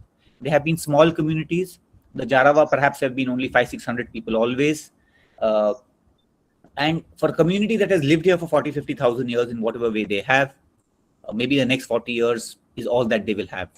Already communities that are related to them or have been living in these islands with them for the last thousands of years have been virtually wiped out. There is the case of the Great Andamanese, who in the middle of the 19th century, when the British actually counted them, were nearly 5,000 people spread across 10 different subgroups. Today, that entire community is down to a total population of 50. So an entirely viable, thriving community with their own cultural context, with their own knowledge about the forest, and its incredible knowledge that they have from what little we know, almost does not exist anymore. And rapid changes taking place because of interaction with the outside world, an inability, I think, in our societies and cultures and systems to recognize different ways of being, which is what I also discuss in my novel, The Last Wave, which is based a lot on the history of these people and these islands. It's a failure, I think, on our part, not on the part of these communities, because what is the nature of a fair conversation with communities that we don't agree with, or we don't understand, or don't even have the language to speak about? So the past has had a certain trajectory, and going forward, it looks like it's not going to be not very rosy or not very positive for these communities. And why that is the case is again another larger discussion. But it is also located within that tripod that I'm talking about, within that tri-junction that I'm talking about. As a matter of fact, what's very interesting and fascinating is that there's a very interesting landscape element in these islands, a legal element known as the Jharava Tribal Reserve, created in the 50s, where large tracts of forest, pristine forest, were kept aside in the name of the indigenous communities in these islands. And you see in this map, this is a report we did for UNESCO 10 years ago or 11 years ago. The best of the last remaining tropical forests in large parts of these islands are in those areas which are designated as tribal reserves. So this idea that indigenous rights and indigenous livelihoods and the interests of biodiversity actually overlap, are synchronous. We have a very excellent live example in the Andaman Islands. I come now to the third part, and in that sense, the first axis that I'm talking about is the geological. And really, to cut a long story short, what we have completely forgotten or not able to acknowledge is how tectonically active and sensitive this place is. Now, like I said in the beginning, we know 2004 for the earthquake, for the tsunami, I'm sorry. But what we have forgotten is that the tsunami was caused by an earthquake. And the implications of that and the ramifications of that is something that has not been fully factored into. We've actually almost forgotten. Now, what happened in the morning of December 26, 2004, and there's a lot of evidence of that, is even before the tsunami hit the islands, when the earthquake happened in Sumatra, off the coast of Sumatra, the Andaman and Nicobar Islands tilted like a seesaw does in a child's playground in our cities. So one side goes up and one side comes down. And you will see in this, if it's visible to you, in the northern part of the Andaman Islands, there was a permanent uplift of about 1 to 2 meters. And I'll show you some images. And in the southernmost part of these islands, this very famous Indira Point that we know about, Indira Point saw a submergence, a permanent submergence that morning of about 15 feet. So this is like a 2-story house going underwater within the click of a finger. And you see some very interesting satellite images. And if you can see this, if it's visible here, I hope that is visible. This image is of 24th of December, I think, or 22nd of December 2004. And this is on the evening when the earthquake and tsunami happened. This is the island of Kachal, which you will see here where the arrow is circling, saw about 5 to 6 meters of submergence. In the yellow circle, what was land before the earthquake hit is now completely underwater. Thousands of people died in these islands because of this kind of thing happening. So what you saw in large parts of the Nicobars was a permanent submergence, and this is a nice example of that. So paddy lands, agricultural lands, supari plantations, coconut plantations, coastal forest that is above the high tide line is now permanently submerged, and because it's permanently submerged, it's dying out. This is, I think, a very interesting set of pictures. They're not taken by me. You can look at the bottom picture is before 2004. This is the famous lighthouse at Indira Point, which is roughly 30, 40, 50 feet above the high tide line. Today, this lighthouse stands in water. And you can see this square over here. This is this tower that is standing over here. So you can imagine the shift that has taken place. So what was the high tide line where the arrow is moving now has shifted because of 15 feet of submergence. Imagine for a moment what this could do to a coastline that is hugely developed and constructed. What's going to happen if there's a huge project that comes up over here? And that's exactly what's happening today. The Niti Aayog has proposed a 70,000 crore rupee project 15 kilometers north of Indira Point in a place where some of the biggest damage took place. I have written extensively about it. If you Google for it, you will get it. There is a report I did recently called A Monumental Folly. If you're interested, please look that up. It is a critique and a questioning of this planning and this project that is coming up in the Nicobar Islands. And I'll come to some more details of that particular thing.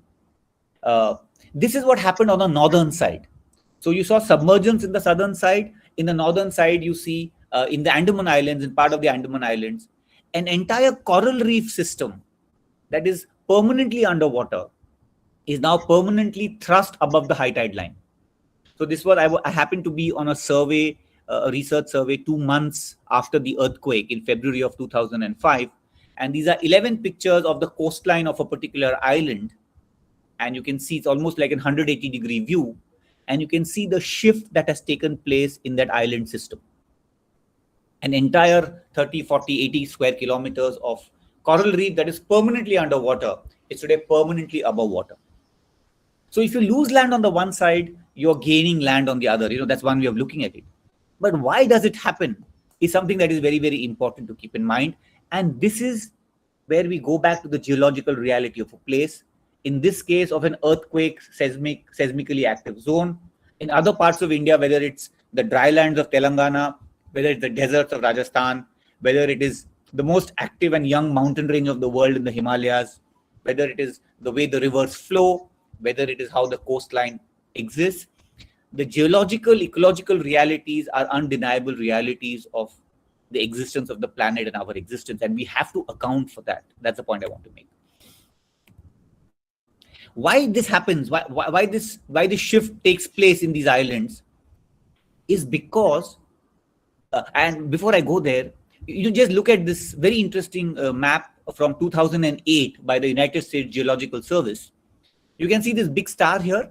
This is just off the coast of Sumatra. This is the epicenter of the earthquake that caused the tsunami of 2004. And you can see Sumatra and you can see Burma. and you can see only yellow dots where the Andaman and Nicobar Islands exist.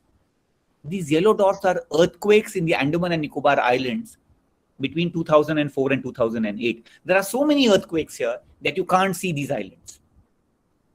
As a matter of fact, these islands also have an active volcano, as you know, and this triangle here, if it's visible, is the active volcano. There was an earthquake in the Andaman Islands yesterday. So they have an average once a week earthquake. Now, the question I want to ask is, if this is the ecological, geological, and socio-cultural reality of the place, if this is a place that has experienced the biggest earthquake in human history in living memory, if this is a place with some of the rarest biological diversity we see on the planet, if this is a place where human communities have been living for 40,000 years, how will all of this factor into what you want to do in a modern context in the place? And to recognize that this is it becomes a deterministic argument, but this is the undeniable reality. It's like death. It's like life. You will have earthquakes in this area. You will continue to have tectonic activity because you are located along the Ring of Fire. This is along the Pacific Ocean, where the largest number of earthquakes, where the largest number of volcanoes. This is where the Philippines, the Japan, the east coast of the Americas, which we all know are the most tectonically active. That is how the plates of this earth collide. And you are in that belt. You cannot deny the fact that there will be earthquakes and tsunamis here.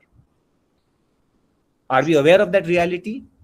Are the islanders aware of that reality? Are the planners aware of that reality? And then what happens? So this is something that is very, very important to keep in mind. I'm going to jump in a bit of a maybe an arbitrary jump here to go into an element of history. Because when I started working there in these islands about 25 years ago, as a much younger, much more prone to get angry, perhaps a more useful, young human being. And as I think we become older, we become less useful and more useless. But I say that realizing that I did things that I was doing when I was 25 and 28 that I wouldn't bother doing today. So I think that's why youth is so important, and how we have to keep investing and take care of the generations that follow. When I was looking and doing some historical research, we came across, and contemporary history, I've not gone into very old history in that sense. We came across this 1960s report for the development of these islands. Now, this itself is a very, very interesting story by itself. And again, I won't be able to go into this. I have written a bit about this, and there are very interesting research possibilities. But there's a 1960s report, this one, that talks of development of these islands. And I'll just point to 2 or 3 things about how we look at these islands and how language comes into the picture here, how our own values and visions come into the picture here. So a little 150-page booklet that was one of 2 or 3 very important developmental planning for the islands has a chapter called colonization. And as a much younger person and much more prone to more thoughtless reaction, I was extremely annoyed, angry, that how could it be that a country that was a colony of an empire in the late 40s, got its independence only in 47, even before the end of 2 decades, was talking the language of the colonizer. What does it mean? What did it mean for the Indian state to say that we will colonize the Andaman and Nicobar Islands? One can argue that it is not the same colony or the same colonization that the British did of large parts of the world. But why is it that we choose the words that we choose? And that's where the question of language comes in. That's where scholars and people in literature and writers will know. Words conceal as much as they reveal. And they're as much a statement and a carrier of our values, because there is nothing value neutral. And it is not incidental that they use the kind of words that we end up using. Look at this. This report reporting what local settlers who actually were taken from parts of Bengal, and that's a very interesting story. Why were people taken there? And it goes back into the horrors of what happened in partition, or what was happening to what was then East Pakistan, of the refugees that were there, that were moving into the India part that time. Many people were settled in the Andamans as giving them attractive offers. And these people were put in conflict with the indigenous communities there. And of course, they were suffering. And this high part committee from Delhi refers to these forests and these lands and these islands as Jharava infested. as for a community that has been living there for 40,000 years, for a community that has constitutional rights in that land, for a community that, when this report was written, had 1,400 square kilometers of their islands notified legally as a tribal reserve.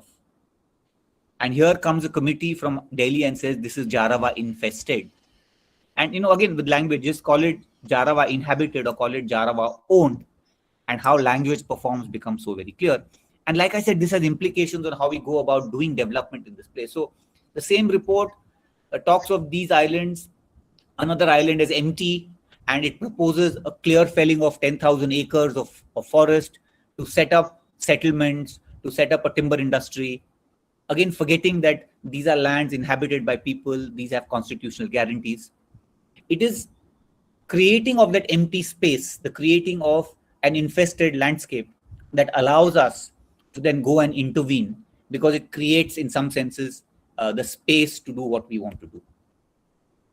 And even if 20% of some of the development plans are implemented, you can see what implications will be there. Look at this picture. This is a much later picture. This is a 90s picture on my first trip to the islands. And of the thousands of pictures I have taken in my career as a photographer and journalist, nothing beats this for its simplicity and its power. It gives you a scale of that forest. This is a full-scale, fully grown elephant in the timber yard in one of these islands. And this is about, the diameter of this log is about 15 feet. Imagine what the scale of the forest would have been. And all this comes about because we see these lands as lands that have to be made productive. One also needs to recognize that this is the era of the 50s and the 60s. We are living in the Nehruvian era of development. Biodiversity perhaps was not even a word in the English language. Tribals were seen in particular ways, and things happen. But what's interesting, and I would just take another example of what is happening today. So if the islands were Jharava infested in the 50s and 60s, what has become today of these islands? And that is the larger and more important question. Because 60s was an era of a certain kind. There was certain language and a certain aspiration. I'm just giving you one example of many. This is now a little old, but 2014, a very prominent commentator writing in the Hindustan Times talks of these islands as a prize piece of mid-ocean real estate, right? So we know exactly what these islands are. They are adjuncts for the nation state. They have no identity or value by themselves, because they are a prize piece of mid-ocean real estate that the nation state has to use for what the nation state seeks to achieve. What is that vision? How that comes about is all very well known. And I was just looking at the title of the seminar of a conference where human rights comes in. It's not just about direct violation of torture or killing, which is all extremely, extremely problematic, but rights get violated and taken away in different ways. So when land becomes real estate, we know that it loses all other value. And these are not empty lands, right? They're lands with lots of other things. And as extension of that, we have these huge plans that are coming up for tourism, for port projects. This is the project I was mentioning earlier. I'm going to wrap up very soon. I just give you this one example of, I showed you the giant leatherback turtle. There's a bay in Great Nicobar, and this is the island. The picture that I showed you is on this beach, where the giant leatherback, one of the greatest, travelers of planet Earth. Giant leatherbacks have been studied in the Andaman Islands and Nicobar Islands. People put a satellite transmitter. They lay their eggs on these islands on a beach like this one. And then they swim to Madagascar and Australia, and then they come back and they lay the eggs again. 12,000 kilometers of traveling across the oceans. This beach is the most important beach for the giant leatherback in the entire northern Indian Ocean. And this is the bay in which the Niti Aayog and the government of India wants to build a 30,000 crore port project. And this is the monumental folly, both in real terms and the report that I've written. And I'll just give you one example of what I mean. They have said in the report that they will ensure that this turtle nesting is not affected. And what they are doing is building a port and building breakwaters. At the moment, this bay has an opening of 3 kilometers, this width. So giant leatherbacks who nest in this beach swim into this area through a width of 3 kilometers. The very function of putting the port project will restrict this opening to 300 meters. This is a drawing from their own report. So an opening that a turtle could come here, which was 3 kilometers wide, is going to be 10% of that. And the claim is that this will not affect the nesting on this particular beach. There are many serious issues with this thing. Any of you are interested, you can write to me and I'll send you these details. I've written extensively about it. But just imagine, and this is the landscape in which, if there's another earthquake of 2004, this entire berth system will be underwater.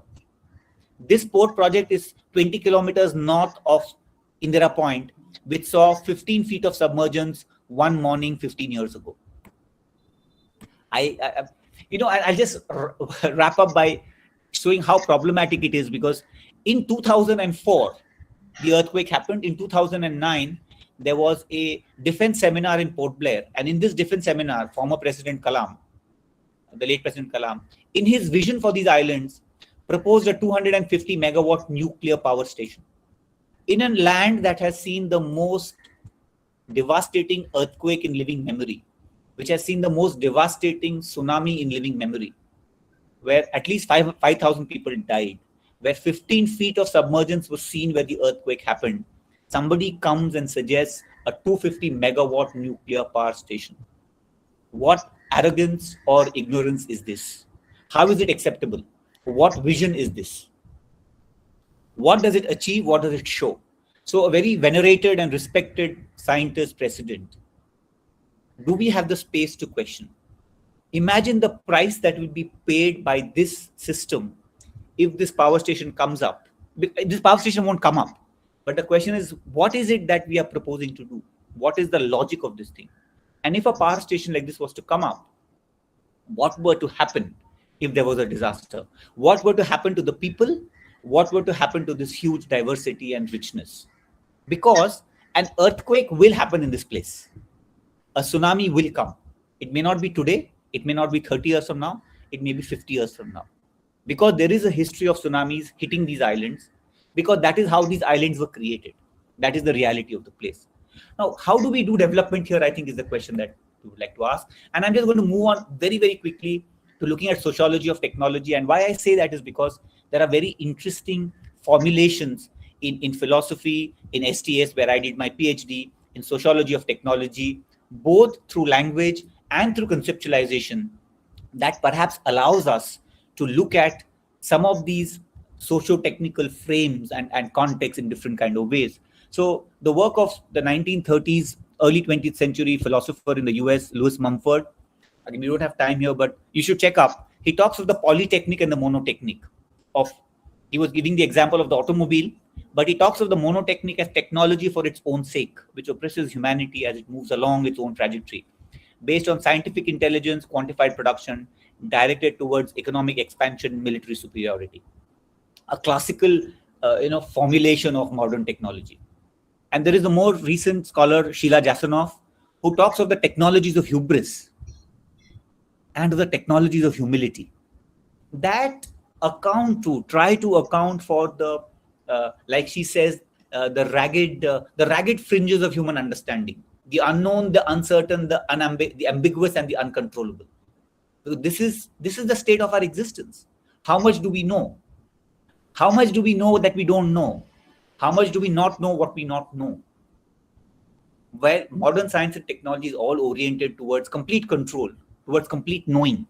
That is what technology forecasting is about. But we all know that there's only that much that we can know, only that much that we can forecast.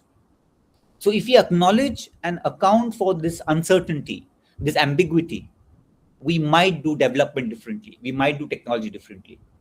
And we're as much part of the solution as we are part of the problem. I'll finish here.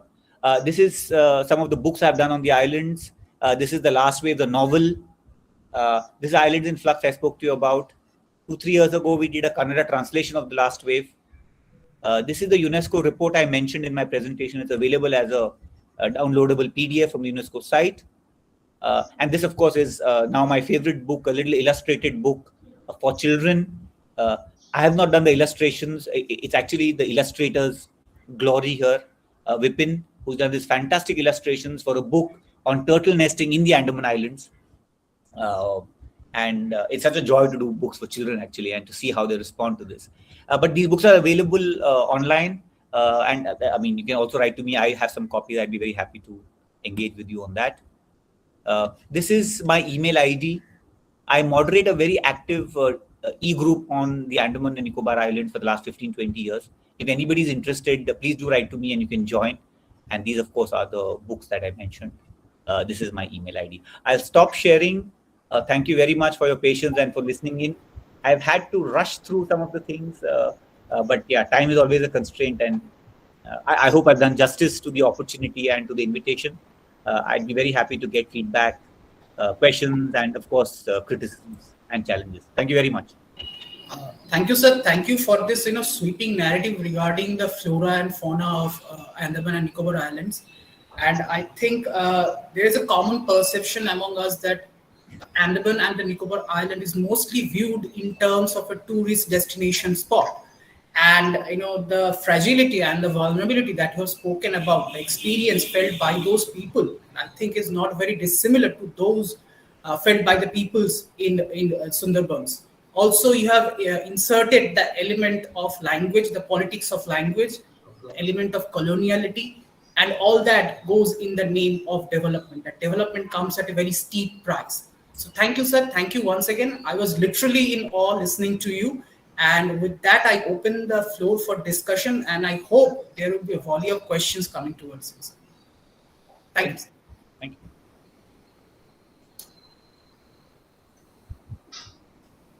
Yes, I would request the participants to kindly post their queries to sir. So will you read out the questions, or you want me to read the questions and ask? I will do so once it comes up in the chat box. There are a couple of hands have been raised. Okay. Yes, sir. I would also request the participants, if they want to ask any question, they can raise their hands and ask the questions to sir. Can I go ahead? Sure, sir. Please go ahead. Okay, Professor SEKHSARIA, thank you so much for this wonderful presentation, and I'm glad I stayed. It's midnight here, but I'm glad I stayed awake for it. Thank you so much. And please call me PANKAJ. Yeah. Okay, PANKAJ. I'm actually subscribed to your listserv, so I do receive a lot of your mails from time to time. And I thought there were some interesting commonalities between our talks. I just wanted to comment on that. First, of course, it struck me when you talk about the question of infestation to real estate, right? The shift of that language, for instance, when you talk again about the leatherback turtles and what changes to the habitat could look like from their standpoint. And of course, both of our papers, I think the interesting connection was about technology and its uses and how it could be affirmative and negative at the same time. So I thought those commonalities were pretty interesting to look at. I had a question because I really admired Last Wave as a novel, and it was the first one that I read on the Andamans. But there's been a kind of mini boom in Andaman fiction recently, right? I mean, if you think of Latitude of Longing, even the Nomiali, for instance, there have been quite a few novels on Andaman. How would you read that interest, for instance, in the islands now? Because yours was one of the first ones to actually talk about that particular space fictionally, so to speak, in some ways. So that would be my question for you, and then we can, No, I think that's a very, very interesting question, Amit, and I'm not sure I have an answer. But I think, and it would be Latitudes of Longing is a wonderful book. If anybody has not read it here, it would be the way the author connects the world and brings in the Andamans and the tectonics of. Now, I have not read the other one. I have not read Nomi Ali's book, but there is. I mean, okay, there is a growing interest, but I feel there isn't enough. I mean, I would want and expect more, considering the way these islands have come into prominence. So, the narrative of the islands the standard narrative continues to get reinforced and these are important parts of the narrative of the penal colony, of the India's independence struggle. But there's much more historically and in a contemporary context. And So if you look at, for instance, the journalism that comes out from the islands, there's virtually, unfortunately, I continue to be one person who's still writing a little bit more substantially. We need a much larger pool of people engaging with different questions. So on the one hand, yes, there has been interesting work. There's very interesting anthropological work of a new kind that's also happening. There's a work by a German scholar called Philipp, who's worked on the Chota Nagpur communities there. So one sees a growth in different kinds of writings from the islands. But somewhere I just feel that, and that's not answering your question in that sense, but there is the need and the potential for a lot more, and perhaps for narratives by the people themselves, whether it is indigenous communities or the settlers, because that place is a very wrong word to use, but it's like a gold mine. I mean, there's so much that can be done in that place, and it would be very interesting to ask these other authors, like you just asked me, as to what triggered their interest in writing about this place, which continues to be a little outside the vision of most of us. So I'm just kind of, I think, a very interesting question as to what. Very interesting, there is a Sherlock Holmes story in which the Andamans feature. In a very, so there might have been, and I think there is literature in Bengali, in fiction, that where they have written a couple of very famous books, I'm told. I've not seen them either in translation or otherwise. So it's not there. It's just maybe under the radar, so to say. So in Sherlock Holmes, there is a complete incorrect representation of the tribal communities. But they're there. I mean, it's as long as back that as they have been there in literature. And there's a huge body of other work, the non-fiction and that which exists and which remains buried, so to say. Yeah. Thank you. I thought your tripod model would be an interesting one to just think about, just specifically about some of these questions that we're thinking. But anyway, thank you so much for the question. Lovely. Thank you so much. Yeah. Yes, we would like to have questions from the audience. So I do have a small query, if you can satisfy. The fact is that you have spoken about climate rights, and how do you see in the present scenario climate rights and human rights can be viewed in the present context, keeping in mind the Indian perspectives? I'm talking about these two things. And what is your take on these two aspects? My problem is the way we are discussing the climate crisis in the Indian context. The politics is completely missing. So it has become such an overarching narrative that we are able to either explain everything through climate change, or we are able to just express complete helplessness. Now, you have a flood in Uttarakhand, it is climate change. You have Bangalore is flooding up and the buildings are drowning, or Chennai, it is climate change. You have a drought in Telangana, it's climate change. If there's a heavy rainfall burst in Bombay, it is climate change. But no, I mean, the dams are bursting and the Himalayas are falling apart, not because of climate change. It is because of this very, very deep intervention of the ecological and the geological, of, in some senses, the coming of the Anthropocene. So it's a function of the Anthropocene, but it is also, this is what is creating the Anthropocene. So if you are going to cut the mountains of the Himalayas in the ways that we are cutting for dams and roads, what do you expect? A small rainfall is going to be a flood, because the Himalaya is one of the most fragile mountain systems. It is one of the most earthquake prone. It's not just fragile in terms of how it is constructed, but it is one of the most tectonically active zones. It is barely holding itself together. So if you blast it all away, and we are seeing that in the last 2 years, 3 years, Himachal, Uttarakhand, this whole Char Dham highway issue that has come up. The chairman of the Supreme Court committee has resigned. One of the most prominent ecologists and environmentalists of the Himalayas, Ravi Chopra, has resigned. He said, I'm not being heard. Then we do all of this and we talk climate change in nationals and in international fora, and we make it a bargaining tool to get more funds. That's what it all seems to be at the end of the day.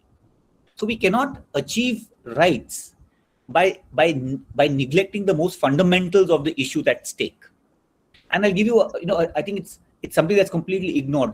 the commitment that we have made in the Paris Agreement to do renewables of solar and wind, there's a very interesting work now coming out. You know what costs are being paid ecologically and human rights wise for becoming in a zero carbon energy community? Where are the wind power units and where are the solar power plants coming up? They are coming up in some of the most important but neglected ecosystems of this country. These are landscapes in Rajasthan. You need wind and sun, right? It can't be done under a forest cover in the Andamans. It has to be done in what are known as open natural ecosystems. So the grasslands of Telangana, of Karnataka, of the desert areas of Rajasthan and Gujarat. These are habitats with some of the most endangered species on planet Earth. I don't know if you're aware of a creature called the Great Indian Bustard. There are 100 birds left. That is 1/5 of the population of the Great Bengal tiger. Now, the habitats where the Great Indian Bustard survives are the habitats where we have our biggest windmills and our biggest solar power plants.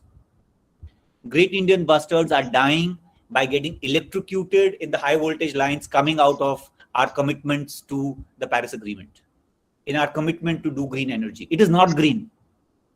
These are lands on which thousands of our communities, pastoral communities, depend for their livelihoods. These are commons. These are not wastelands. These are lands where goats and sheep and cows and buffaloes graze. And there's a very fascinating. So I'm answering your question, but I'm not answering your question because I want to draw attention to some of the things that we miss out. There's a very fascinating 2-part story that has come out just 2 weeks ago on this platform called Mongabay on Pavagada in Karnataka, which is India's biggest solar power plant. You know the irony? Local people don't get that electricity. Their lands have been taken away. The bigger irony, solar power plants will only come up in dry areas which are arid. Solar power plants need water to cool them down. So you have energy at the cost of water. So while one is saying we should not be doing all this, but we should be aware of the fact that there are huge trade-offs. Nobody has thought of what is going to happen to solar waste, your solar panels. What's going to happen to the battery capacity that we create to store that wind and solar energy? We are not talking reducing energy consumption. It's a very Gandhian way of looking at it. We're not talking frugality. We are not talking less cars. We are talking more cars driven by electricity. Where is that electricity going to come from? It may not come from hydro or coal. It will come from the habitats of the Great Indian Bustard. The bustard is going to go and it's going to be killed by green energy. Is it important? That's a call we have to take. So, we make it, so this per capita and all, I think is very important and we have to fight that battle. But we can't point a finger at the West or by not realizing what we are doing. And the solutions are not, in my opinion, we have to reform our transport systems, our energy systems, etc., etc., etc. So climate rights and human rights is very central. And the ideas of differentiated responsibility, which are very central to the discussion, have to come aboard. But we can't just make it a bargaining tool for funds and for certain technologies because a lot else is at stake. So I really don't know if I answered that question, but you've struck a really raw nerve. So every time I get this question, I just take off, and I've done that again. But thank you very much. Thank you, sir. Thank you for satisfying my query. With that, we come to the end of this session. Thank you, BAISHYA sir, Professor PANKAJ SEKHSARIA for their plenary talks. And a small request to PANKAJ SEKHSARIA sir that hopefully in future we would like to see his books on the Sundarban Islands. Hopefully that will take place. All of you should write. You're all there. So yeah, but yeah, let's see. Yeah. Cheers. Thank you so much. Thank you very much. Thank you. With that, we come to the end of this session. And moving on, we'll be going into the technical session, which is the paper presentation. And I would request Professor Dr. Shomit Kumar Maiti to kindly introduce Dr. Ujjwal Jana, Associate Professor, Department of English, Pondicherry University, India, to introduce the chairperson to the audience. And I would also request the paper presenters to be ready with their papers. The time allotted for each paper is 10 minutes. Hopefully they will stick to their times. Over to you, Dr. Schmidt. Thank you. Dear participants, I am very happy to introduce Dr. Ujjwal Jana to all of you. Dr. Ujjwal Jana is an Associate Professor of Literary Studies in the Department of English, School of Humanities, Pondicherry University, India. His areas of interest are Indian poetics, literary studies, translation studies, and digital humanities. He is the co-editor of Green Symphony, Studies in Eco-Criticism, Ecological Criticism for Our Times, Literature, Nature, and Critical Inquiry, published in 2011 by Sharup and Sons publishers. Ecological Criticism for Our Times, Literature,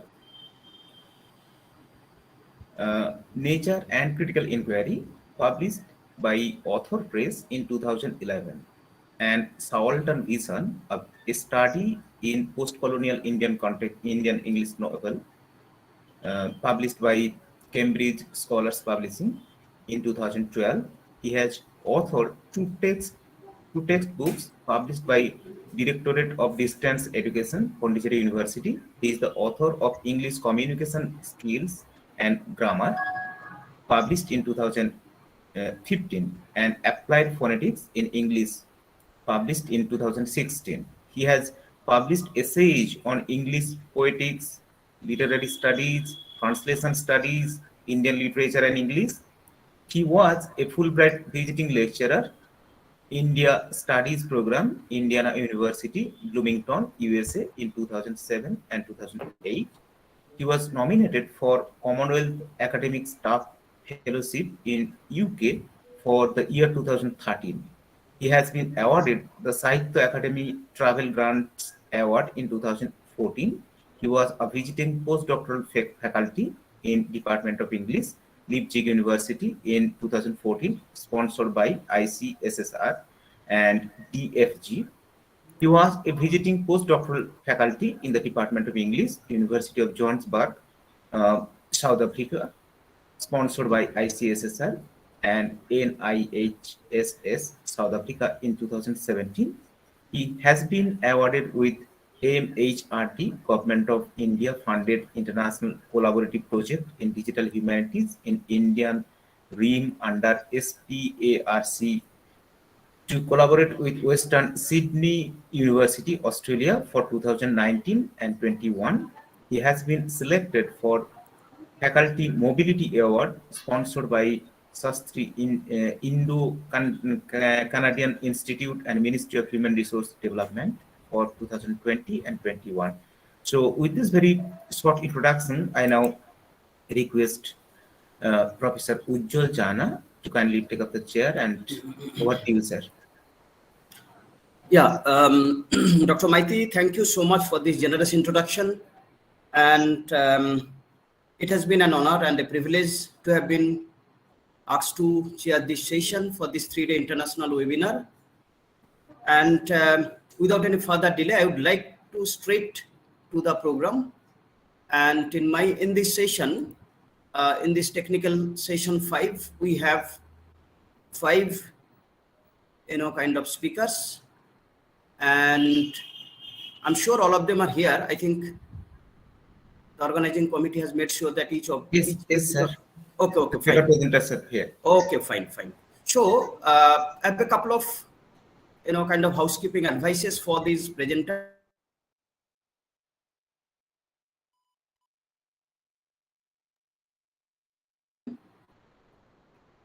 This is number 1. Number 2, in case if you have a longer... Sir, please repeat, because the earlier section was not heard or it was not audible. Okay, Shumit. Due to some technical issues, we could not hear your earlier instructions. Okay. I have a couple of housekeeping advices for the paper presenters. We have 5 speakers in this particular session. Each and every speaker will be having 10 minutes time for their presentation. I request each one of them to stick to the time. This is number 1. Number 2, if you have a longer form of the paper, maybe please try to share your findings with the audiences.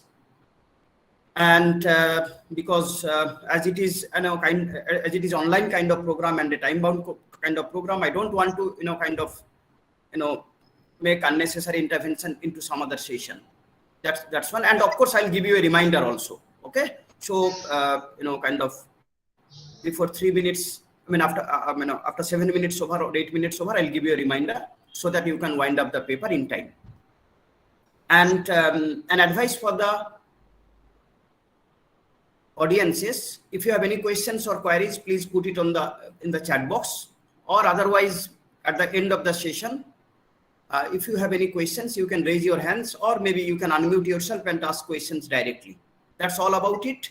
Now let me move on to the session. The first paper is by Sheikh Benazir. Mr. Sheikh Benazir is an assistant professor, Department of English, Borjora College, Bankura, West Bengal. He will be presenting his paper on climate change and its impact on the women of marginalized communities. Over to Sheikh Benazir. Okay, I am she first of all. Oh, sorry. I'm extremely sorry. Okay, That's okay. Thank you for the welcome note, sir. I would also like to thank Seva Bharati Mahavidyalaya and Government General Degree College, Mohanpur, and the whole organizing team for providing me with this platform. And as it's already been said, the title of my topic is Climate Change and its Impact on the Women of the Marginalized Communities. Through this paper, I intend to study the adverse impacts of climate change on the marginalized women in all arenas of their lives on account of their disproportionate vulnerability, and how it is only through empowering them as agents of social change by taking up sustainable development goals, and how our responsible and collective effort can help mitigate the climate change related problems to our maximum capability. And just a second, I will be sharing the screen.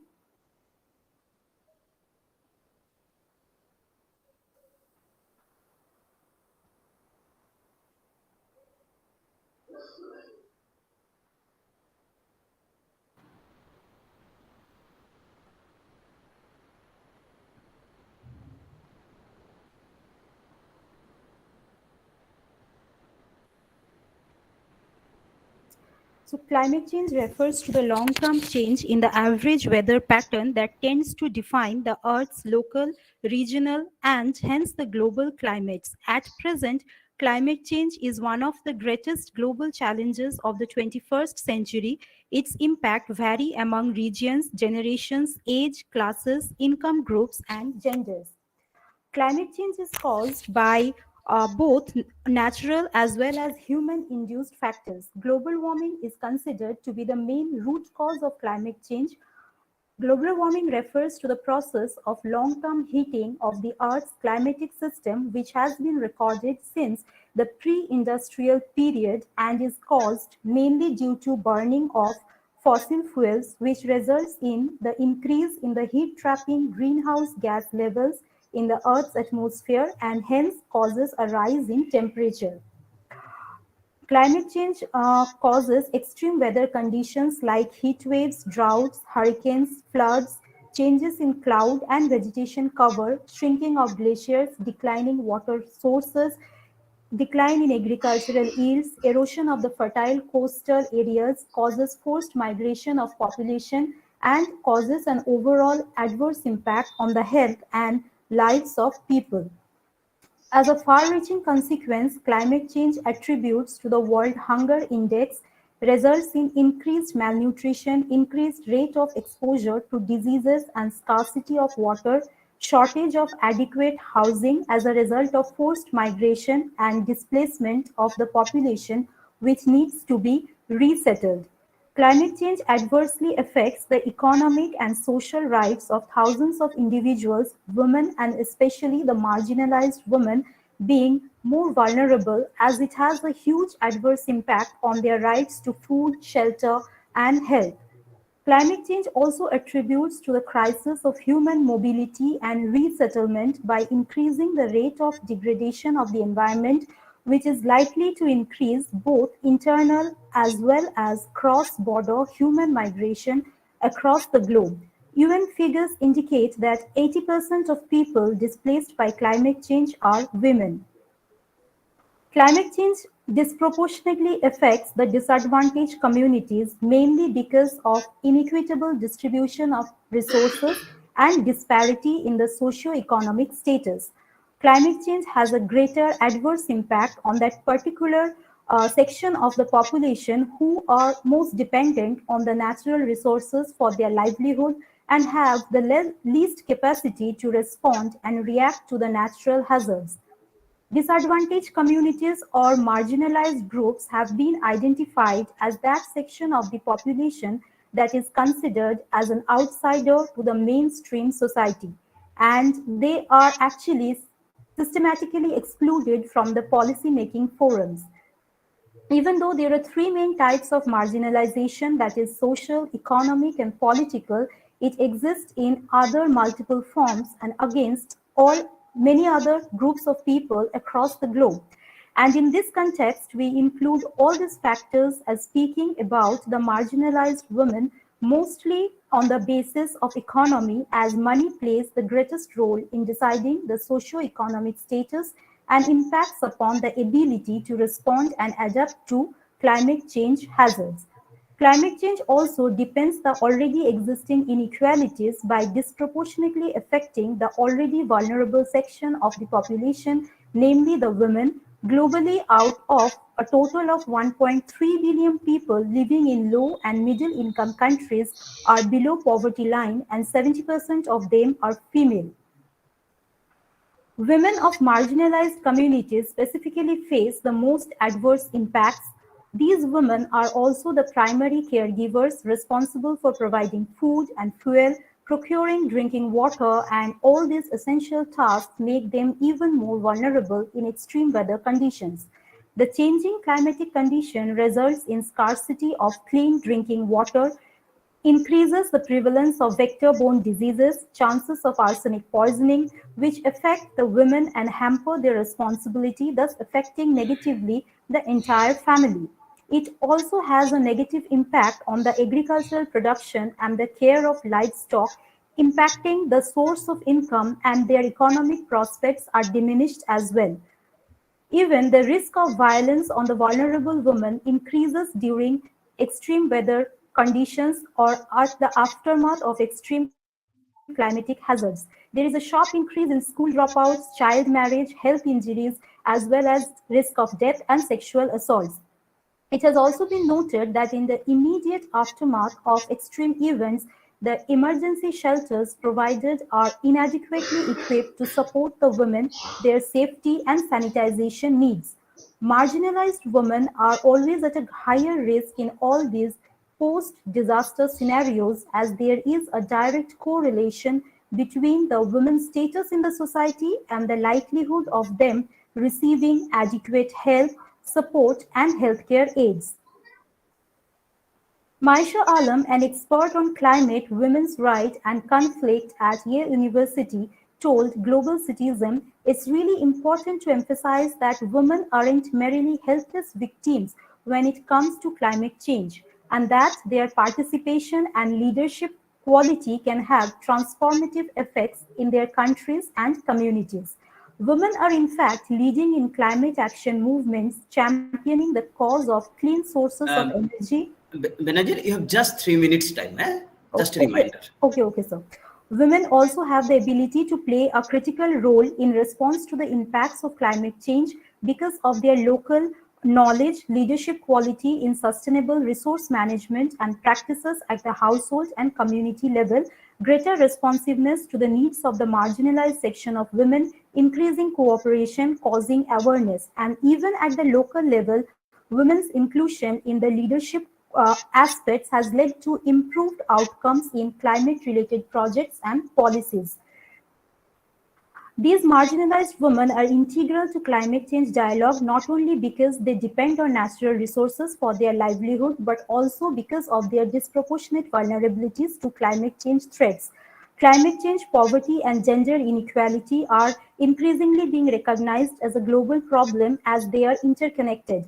Mitigation solutions and sustainable developmental goals have also been implemented. For instance, SDG 13 calls for urgent action to combat climate change and its impact, and also makes specific references to strengthening resilience and adaptive capacity. The 2015 Paris Agreement has made specific provisions for the empowerment of women, recognizing the fact that they are disproportionately impacted by the hazards of climate change. Also, the fourth session of the UN Environment Assembly in Nairobi in March 2019 offers hope for greater engagement of women in climate action planning and monitoring of their impact. And all these policy frameworks need to be implemented and worked upon in real, and it is through ensuring participation, providing education, that an all-encompassing success can be achieved in this endeavor to mitigate, adapt, and effectively respond to the threats as posed by climate change. And in conclusion, it can be said that climate change is not a fight for power, rather it's a fight for survival, and it is inevitable that climate change will continue to adversely impact the whole world. It will disproportionately affect the disadvantaged communities, which includes the marginalized women. So it is of prime necessity and our collective responsibility to safeguard the human rights of all those people whose lives are adversely affected by climate change related hazards. Thank you. Thank you, Benazir, for your paper. And Benazir in her paper has beautifully, kind of mapped the impact of climate change on human societies, in particularly on the destiny of the women. Okay. And, she has also brought in the trajectory of the tentative reasons, the causes, the social, cultural, political factors, which, kind of lead to the social, three kinds of marginalization she has already pointed out. And at the same time, she has also, kind of beautifully, kind of drawn examples from different, sources and from different, statistical, statistical data to prove the point that climate change happens because of so many factors and so many reasons. And in the last part of her presentation, she has given a kind of solution, kind of making women as an agent of empowerment, sustainable development, and many other kind of things. So I'm sure that this paper will go a long way in making some kind of policy decisions.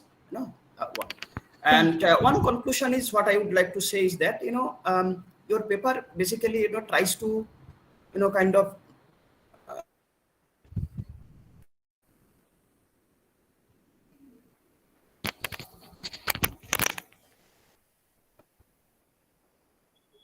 map the broader trajectory to the finding. Some have to.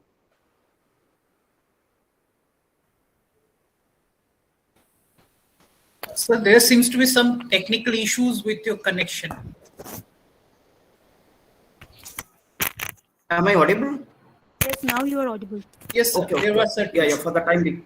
Yeah, so Benazir, what I'll suggest is that when you try to kind of make this paper, try to send it to a journal, it would be good for you if you try to make it very specific, because marginal communities, marginal kind of things, these are all very diverse kind of thing, culture specific linguistic communities.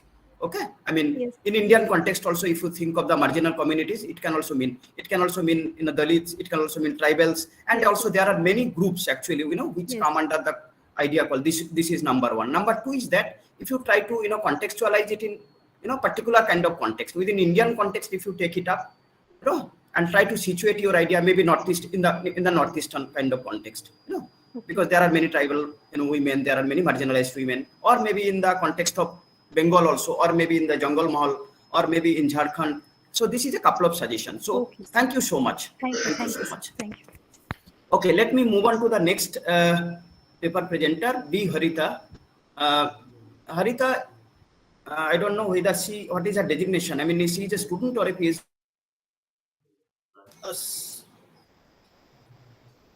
Coimbatore, Tamil Nadu. She will be speaking on migration and environmental justice. So I call upon Harita to make her presentation. So Harita, if you can just introduce yourself. Are you a student or a faculty member or a research scholar?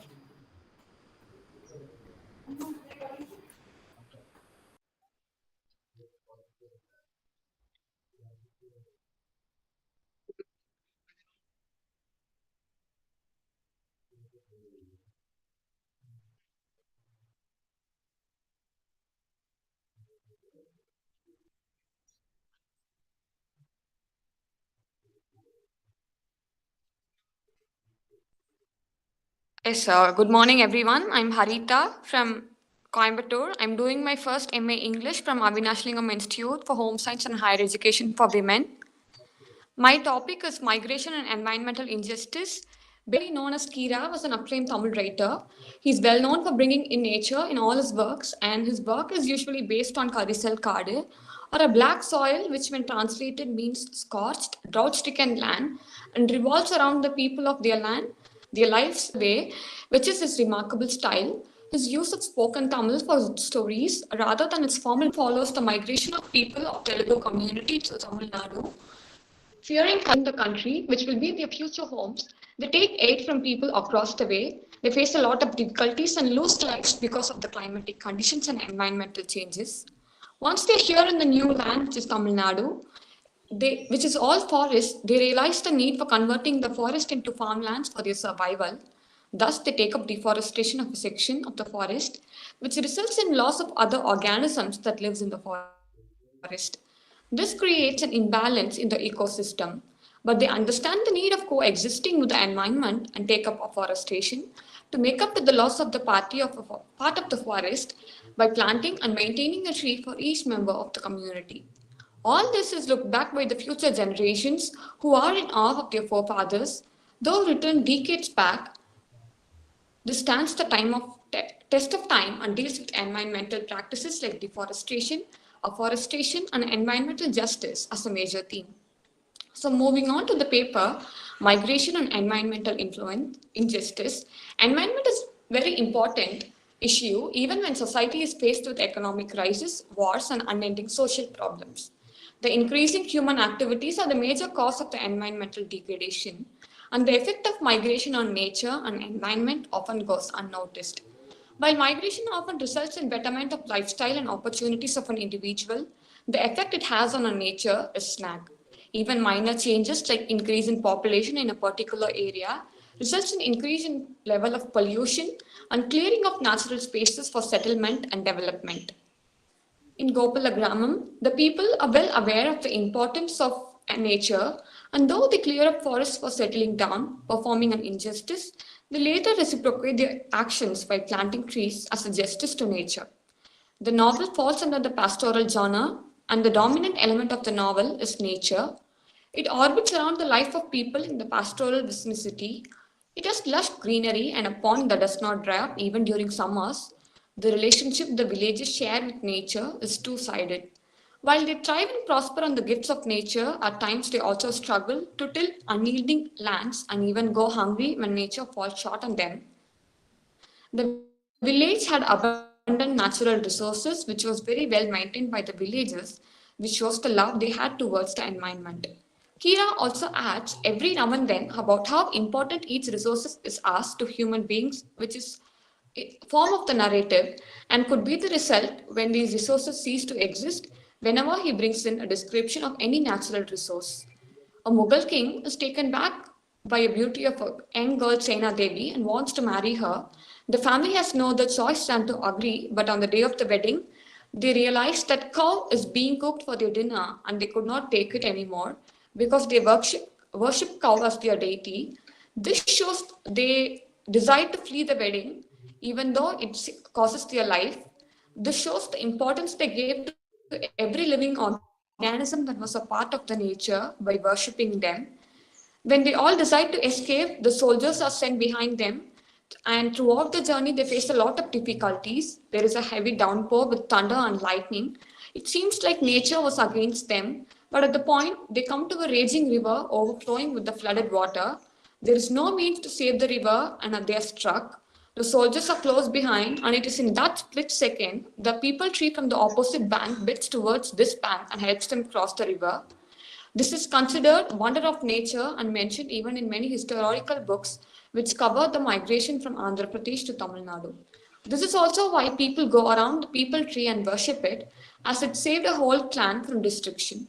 While traveling, the food they carried did not last long enough, and they had to save up some grains for cultivating whenever they settled down somewhere in the future. So it was from the forest and the environment that they took in their source of nourishment, which shows how the environment keeps them helping throughout. When they settled down, it was the trees they hung the cradles for their children. Fire, which is an element of nature, acted as their source of light and stood guard against the darkness and danger during the nights. Once they reached Tamil Nadu, they settled down, but a lot had to be done before that. It was forest and they needed agricultural land. Though the forest was giving enough source for production and survival, they could not depend on it forever. So they decided to clear off the forest and they went on cutting down trees and killing animals and birds as their source of their food. Deforestation tried them out soon as it involved a lot of physical efforts and they were unable to cut down big trees and long grown plants with their bare hands. So they decided to burn down the forest. But then a few are against it, they had no other choice than to go with it. When they all finally agreed, even then they needed help of the nature. Even to destroy something that is part of nature, one has to seek out the help of nature. Nature aids humans in everything, in destruction, creation, and as well as conservation. For the forest to burn down, they needed the wind to blow in the right direction. So they waited for a change of direction in the wind. Then they cleared the forest around the plot they needed. The fire does not spread to the whole forest, and when the winds were there to their advantage, it burned down for days together, and a lot of species were destroyed. But then in the end, they got something out of this too. A few species which were poisonous gave them itches, and for that too, medicines were obtained from the roots and plants of trees. For each and everything, nature had a solution, and this is when they learnt it. Once they had converted the forest land into farmlands, all they had was prosperity. But the destruction of nature kept nagging them, and thus they came up with the idea of each individual planting a sapling of different variety like the peepal, the fig, and the babul. And these trees stood stand even after generations to carry down their stories of migration and settling down. And it is a part of a story where the future generations look up into these trees and are proud of their forefathers for all the struggles they have undergone and yet retain the nature. But they did not stop with that. Along with their farming and day-to-day activities, they also ensured that they gave enough attention to recreate the nature they had once destroyed. They created water bodies by digging out wells and ponds. They planted trees in large numbers in the vacant plots they had, which would go on to help many future generations. When development they had can be considered a sustainable development because they created natural resources and a healthy environment for their future generations. The resources they left behind also act as a great example for the existing generation, motivating and encouraging them to preserve and foster nature and the environment. Thus, in conclusion, it can be said that the novel Gokula Gramam strides over the theme of migration and environmental injustice that results and how each individual plays an important role in doing justice.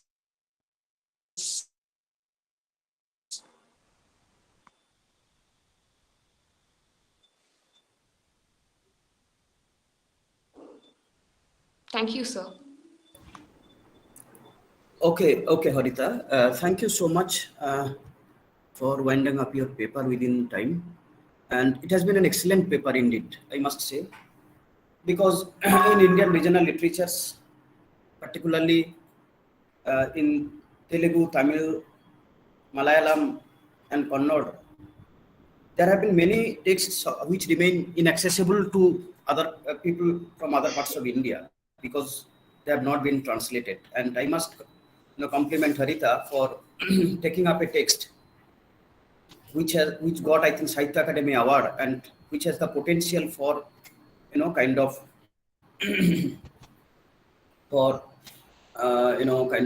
talking about what we in the contemporary time call climate change, migration, and all other kind of things. Of course, the text has been situated within the Indian context, and it talks about the regional, kind of migration. I mean, so this particular concept of, when we think of, migration, it always, kind of happens within, inter-communities, intra-communities kind of thing. And, and so the text beautifully captures the essence of the concept of climate change, lack of ecological balances within the Indian context.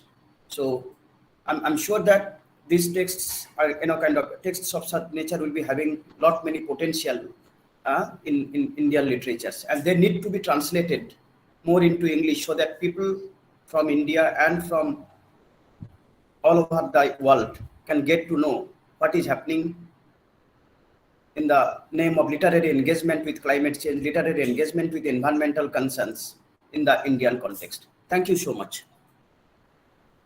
Thank you, Okay. sir. Okay, let me now move on to the next speaker, Devosmita Mondal. She is an independent researcher.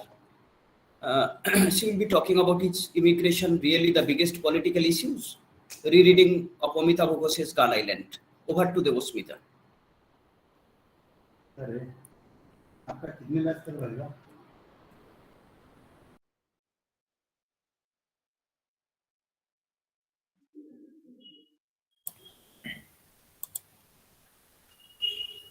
I think, sir, Devasmita is not there, so you can move to the next presenter. Okay, Shamit. Okay, we can. Okay, our next speaker is Shopna Roy. She is a state-aided college teacher, Department of English, Amdanga Jugal Kishore Mahavidyalaya, West Bengal.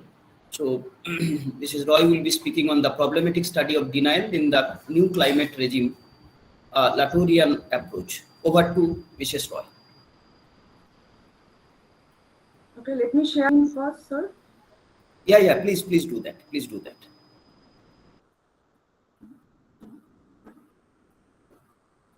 Okay. Is it visible, sir? Yes, absolutely visible. It's okay. Absolutely visible. Thank you so much for giving me the kind opportunity to present my paper. The title of my paper is The Problematic Study of Denial in the New Climate Regime, Latourian Approach.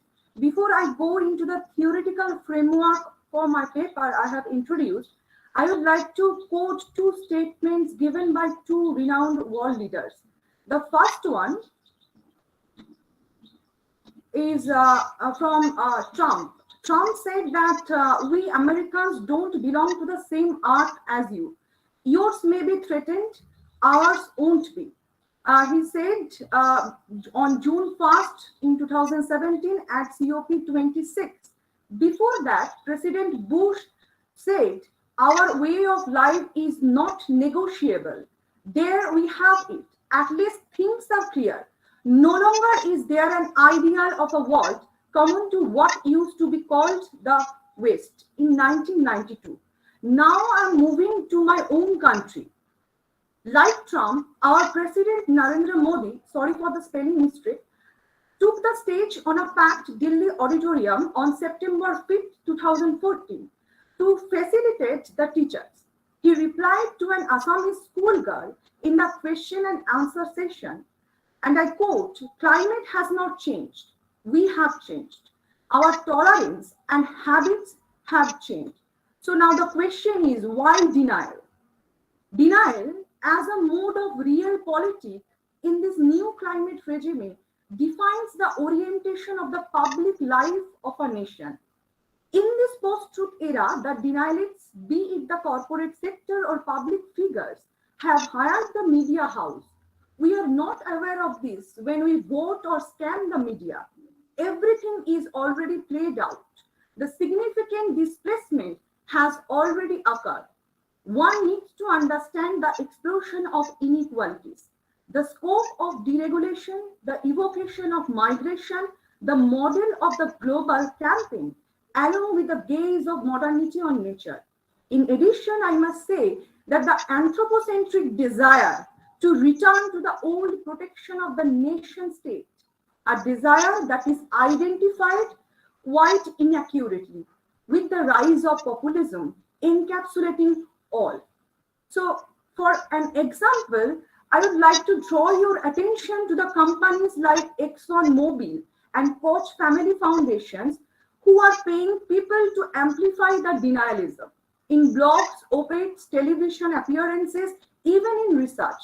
To cite two examples, Patrick Michaels of Cato Institute once told CNN in an interview that 40% of his consultant company's income comes from the oil company, and Cato itself received funding from these two giant companies. So a break in modernity. When we discuss about denial in this planetary crisis, that is climate crisis, which has reversed the temporal order of modernity, the marginals are now the first to experience the future that awaits all of us. The marginals, the developing countries, the Adivasis, the poor, the women, all those marginals are going to suffer. In this new climate regime is another form of Orwellian nightmare we are going to face. Aren't we in the new problem? The climate crisis unpacks the unprecedented magnitude of governmentality and the malpractices of the modern nation state. Whenever these political leaders are articulating that, yes, we are not same like you, then the question is, who are we in this planet? We are the citizens. Everyone is going to suffer, whether he or she is in Sundarban or in San Francisco. Everyone is going to suffer. So to understand this framework, we need to dissect the grand narrative of capitalism. We have to go through the intersectional analysis for a better change. And the moment I am introducing denial as a theoretical framework, I must go back to Bruno Latour. He is an anthropologist, a social constructivist, and constructivism defines reality as a social construct punctuated by elaboration and fabrication. In a nutshell, it triggers an adjacent point of confusion between the subject's epistemological claims and ontological positions. His monologue on climate change denial, Down to Earth, published in 2017, and he discussed the strategic use of climate change denial as a political discourse. So these are also the books that we can go back for this theoretical framework, that denial as a political discourse, where we have Amitabh Ghosh, The Nutmeg Scars, The Great Derangement, and others books as well. So the role of the agencies are important. We can see there are multinational corporations, conservative think tanks, and foundations who are manipulating the news, spreading propagandas in this hyper-real world, and influencing our set of beliefs. And we are sometimes forgetting to question the so-called actors in this network, in this climate change crisis. So here we can see that these corporations, conservative think tanks, are playing the role of actors. Yes, this is Bruno Latour's theory of actors network theory I am going to refer here. So now we have the rise of carbon economy, which is another branch of our capitalistic society. So to quote Naomi Klein's Changes Everything, Capitalism versus Climate, we can see that the carbon market is also commonly referred to as a cap and trade. A limit is set for countries or companies on the total amount of greenhouse gas emissions they can emit. If they exceed the limit, they must buy carbon credits from others. But here is another twist. We have Mathura carbon credit leak news, where the cheating has been found and the numbers of money also turned twisted. So this is the age where the rise of carbon economy is important to discuss while we discuss about denial as a political discourse. So what we can do? We can do as several other things. One of them is post-collective action. So cost is important in this carbon economy, and I'm not going to quote that because time is limited. Now moving to the IPCC 6th assessment report, that is the Intergovernmental Panel on Climate Change, published in 2022. Mrs. Roy, you have just 2 minutes time. Just a reminder. Yes, sir. So in this particular report, we can find that risks are projected for the near term. So what about the 1.5 degrees centigrade temperature goal in Paris Agreement? And Modi government, our present government, had stated that they are going to take several states. But the several data I have noticed that the rise of fossil fuels consumption in our society reaching high and higher. So the question is, what about the net zero target that India government has announced? For examples, Meghalaya's East Jaintia Hills. Second one is West Bengal's Deutscha, Pachami, Dewanganj, Haringsha, coal mining, and several other examples I can refer to you that for these coal minings, thousands of Adivasis will become climate refugees, and there will be problems again and again. So the problem that we have, that denial, whenever we discuss, how can we forget that the phase out of unbated coal power and inefficient fossil fuel subsidies? So there are questions about the private corporations, questions about the media houses and the government policies as well. And for that, we need to dissect the grand narrative of capitalism and the policy analysis. We have to go and go. And I have chosen the particularly coal sections where I can situate my theoretical framework, where I have said that my second part of paper is a Latourian approach. So are we heading to climate justice? So the point is, how could the renewable energy sector come to the forefront to replace fossil fuel when the climate crisis itself has become a model of production? And how could a government regulate, tax and penalize fossil fuel companies when government itself is in the mode of denial? Now, with these questions, I end up with my presentation. Thank you so much.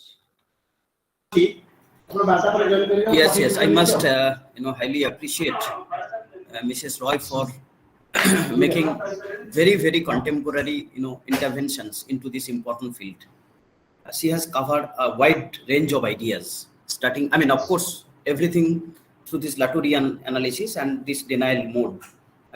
Starting from carbon gas emission, coal mining, everything. This is something very, very important, and also for climate justice, everything. I think along with literary studies, or maybe literary engagement with climate change, environmental concerns, I think these are also some empirical issues, and which we need to take into account, because when we think of environment, when we think of society, when we think of climate change and all other concerns, I'm sure that the entire universe is concerned about that. It involves everybody's lives, and so I think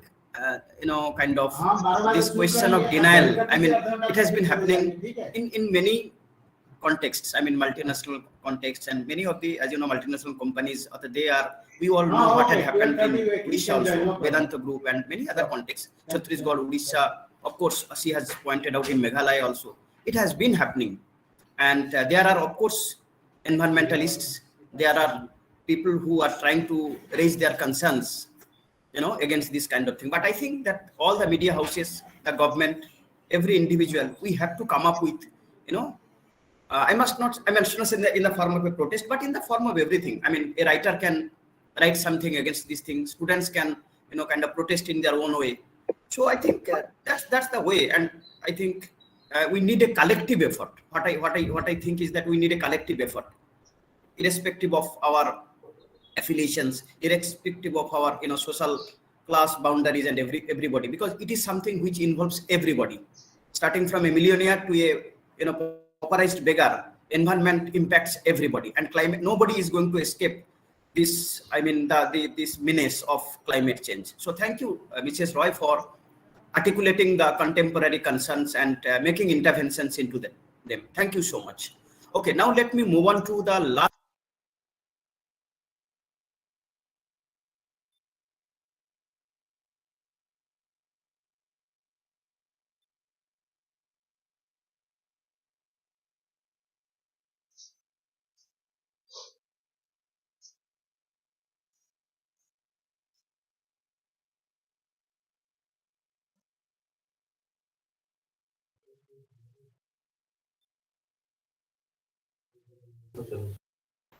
There seems to be some problem with Sir connections. He will be joining us very shortly.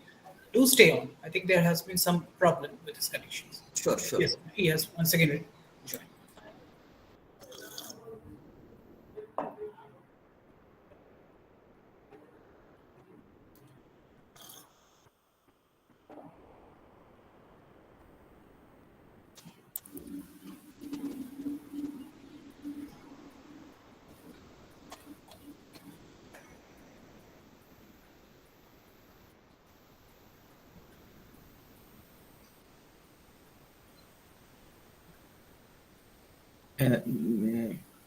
Should we call the next presenter? Asif Mustafa.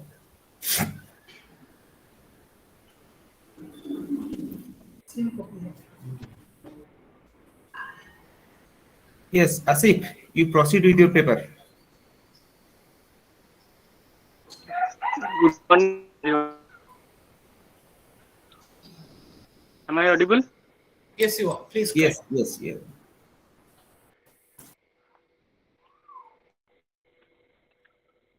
Thanks for giving me such a wonderful opportunity. Pursuing my postgraduate degree in the Department of Asif, I can give you a suggestion. If you have a bandwidth problem, maybe you can switch off your video. You can read out your paper because screening of the video can take so much of bandwidth. So maybe you can do that. This is a suggestion. Thank you. And young student, I essential to consider how eco-critical is Indian literature. Okay. So in this sole intention in my mind, I am here to my paper entitled Environmental and Eco-Critical Concerns in Dilip Chitra's The Felling of the Banyan Tree. If I consider the history of human evolution, we find that human history is implicated in natural history. So there is no surprise that literature should document the relationship that exists between man, environment and nature. According to Darwinism, man has evolved from an ape-like creature, and those prehistoric men utilized natural elements for food, shelter, medicine, etc. in order to survive the hardship of nature. They worship nature and its forces as gods or goddess. In the last phase of the 18th century, due to the rapid growth of industrialization, a growing sense of horror at the destruction caused by runaway technology began to hit mankind for the first time. They began to be aware of the harm being done to the countryside, rivers, seas, and to the other species on the planet. Therefore, a new set of words such as conservation, the environment, pollution, and ecology began to be part of everyday vocabulary around 1967. In the late 1970s, following the first Earth Day in 1970, and at a time when people throughout the world were becoming more and more conscious of the impacts of human population growth and industrial practices upon the health and habitability of the planet, literary scholars began to study texts, I quote, as if the earth mattered, unquote. However, this does not imply that ecologically informed issues are absent in literatures of the earlier period. In fact, ecologically sensitive issues can be traced in Western literature in as early as the Epic of Gilgamesh, and in the Eastern literature, such as various sacred texts of Hinduism, Buddhism, and Jainism, and various fables and folklores associated with those cultures. The tradition of nature worship in India dates back to the Vedic period. There are poems in praise of the beauty of the earth and the power glimpsed behind the radiant veil of nature. Nature and its forces have been worshipped as gods. Nature attracts the literary writers and their works embellished with depiction of nature. Indian literature is rich in concepts of nature worship, and Indian English poetry also reflects it. The poets of the pre-independent and the post-colonial India have expressed their concern and reverence in diverse ways. Some rejoice in the wondrous and the divine beauty of nature, whereas some depict the harsher aspects of nature. Dilip Purushottam Chitre belongs to the second group. His Felling of the Banyan Tree, small poem of lines, divided in 3 unequal stanzas, is full of references to environmental and eco-critical issues. Now, I would like to illustrate the poem, The Felling of the Banyan Tree, in the light of eco-criticism. The first stanza of the poem describes the narrator's house was situated on a hill. His father told his tenants to vacate their houses. The narrator's house was surrounded by them. All the vacated houses are destroyed one by one, and there remained the only house of the narrator and many trees. There was a huge banyan tree of 200 years old having long association with the house. But the narrator's father decided to cut all the trees. The narrator's grandmother protested against this cutting down of trees because she used to think that trees are sacred, and to chop them off is the greatest crime. But the narrator's father has massacred them all. All types of trees are cut down, but the huge banyan tree stood like a problem whose roots are deeper than his father's attachment to the land. Finally, his father ordered to remove or cut down the tree. He is so heartless that he doesn't listen to advice his mother for Mother Earth. While his mother worships nature, he demolishes nature for some monetary gain. The second stanza describes the onslaught on nature, and it also brings light on the issue that, I quote, "It takes much time to kill a tree," unquote. As the tree was 3 times taller than the house of the narrator and its trunk had a radius of 50 feet, so not a simple jab of knife will be able to kill the tree. Therefore, 50 men with axes chopped and chopped for 7 days, and finally it is done. The poem also describes the result of deforestation on the innocent world. The banyan tree is an ecological niche for the insects and birds. Many insects and different types of birds live on it. They must have food chain for their livelihood, but the cutting of the banyan tree eradicates their shelter, food, and even the lives of some of them. That's why, I quote, "Insects and birds began to live."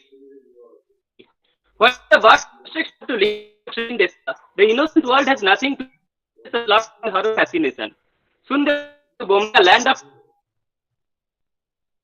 where there are no memory of deforestation so deep that it haunts is still the horror of the felling of the banyan tree and its aerial roots looking for ground to reach. The poem focuses on the changing attitude of the Indians towards nature, from a worshipper to a conqueror. It also highlights the process of deforestation and its effects on a microcosmic world. Behind the veil of this microcosmic world, the poem helps us to look into the process of deforestation and its effects on a macrocosmic world. According to Brubaker, the total forest area of the world in 1900 was nearly 7,000 million hectares. By 1975, it was reduced to 2,819 million hectares, and by 2018, it was reduced to 2,370 million hectares. So it is estimated that major reduction will be tropics and subtropics, 40.2%, being only 0.6% temperate areas.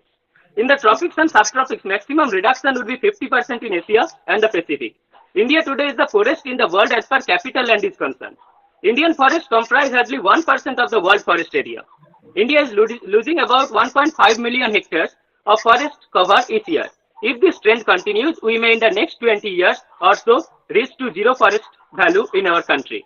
During a period of 25 years, 1951 to 1967, India has lost 4.1 million hectares of forest area. I quote, "Nature never did betray the heart that loved her. But if we try to break her own laws forcefully, it will definitely take revenge her own way. Nowadays, due to the rapid growth of population, large scale of deforestation has been done for fuel, fodder, valley project." Asif, you have just 2 minutes time. Okay, sir. Please wind up your road construction, etc. There is no doubt that deforestation is one of the main reasons behind the global warming and climate change. When we try to consider the effects of deforestation, it is mandatory to look into the recent hellfire that has destroyed the lungs of the planet, I mean Amazon rainforest. The environmentalists have claimed that the destruction of Amazon, however, has not been sudden. The growing number of fires are the result of illegal forest clearing to create land for farming and cattle farming. As a result, 30 millions of people and countless mammals, birds, amphibians, and reptiles, most of them unique to the jungle, are directly or indirectly affected by the hellfire. The environmentalists have also claimed that it will play a long-term negative effect on the weather system of our Mother Earth. Since forest cover has decreased to about 14%, an urgent return to the purity of principles practiced in ancient India is the call of the hour. Though the poem mainly focuses on the issues of deforestation and its effects, it also provides some glimpses of eco-consciousness towards the masses through the figure of the narrator's grandmother, because she considered nature as sacred, just like Shakuntala did in Kalidas's Abhigyanam Shakuntalam. Let God give us the power to quote-unquote embrace the tree as the narrator's grandmother did in the poem, and as the illiterate tribal woman comments in the famous Sipco movement in 1973. Thank you. Thank you, Asif, for your close reading of the text of Dilip Chitre's this particular text, and in this context also you have brought into focus many of the attendant problems, attendant challenges, and also literary engagement with environment, right from the Gilgamesh, from the Mahabharata and the Ramayanas. Thank you so much for your presentation. And with this presentation, we come to the end of this particular session. And I now ask Dr. Sarkar and Dr. Maiti to kind of announce for the next session. I would request the participants to have the paper presenters. They can put forward their questions to the paper presenters. I think all of them are present here in the group. They will try to answer your questions to the best of their ability.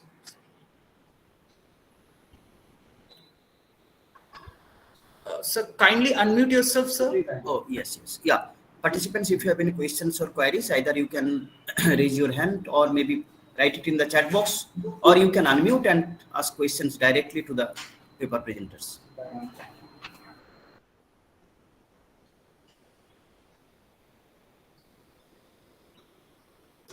As of now, there is no message in the chat box.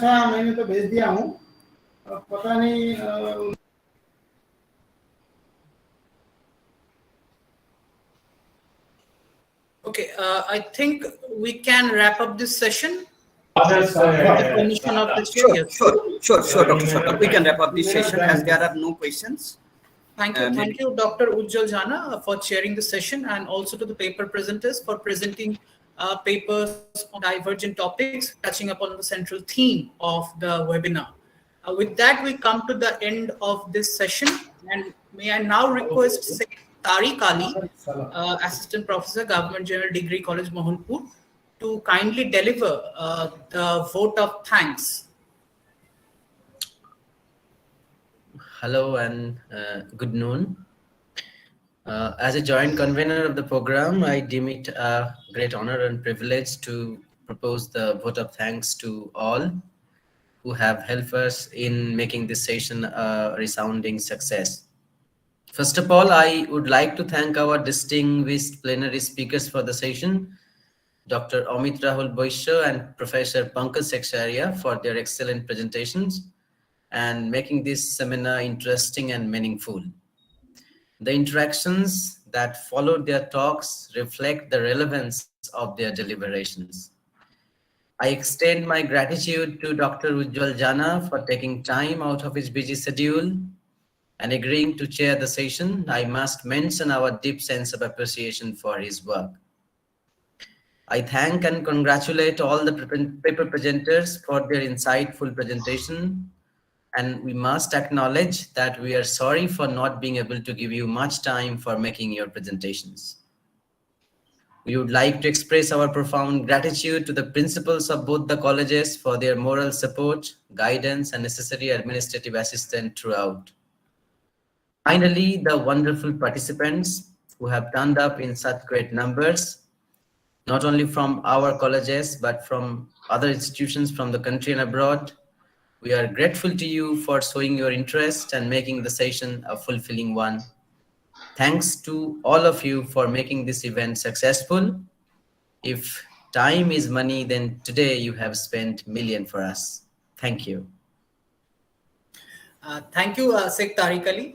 And with that, we come to the end of the morning session.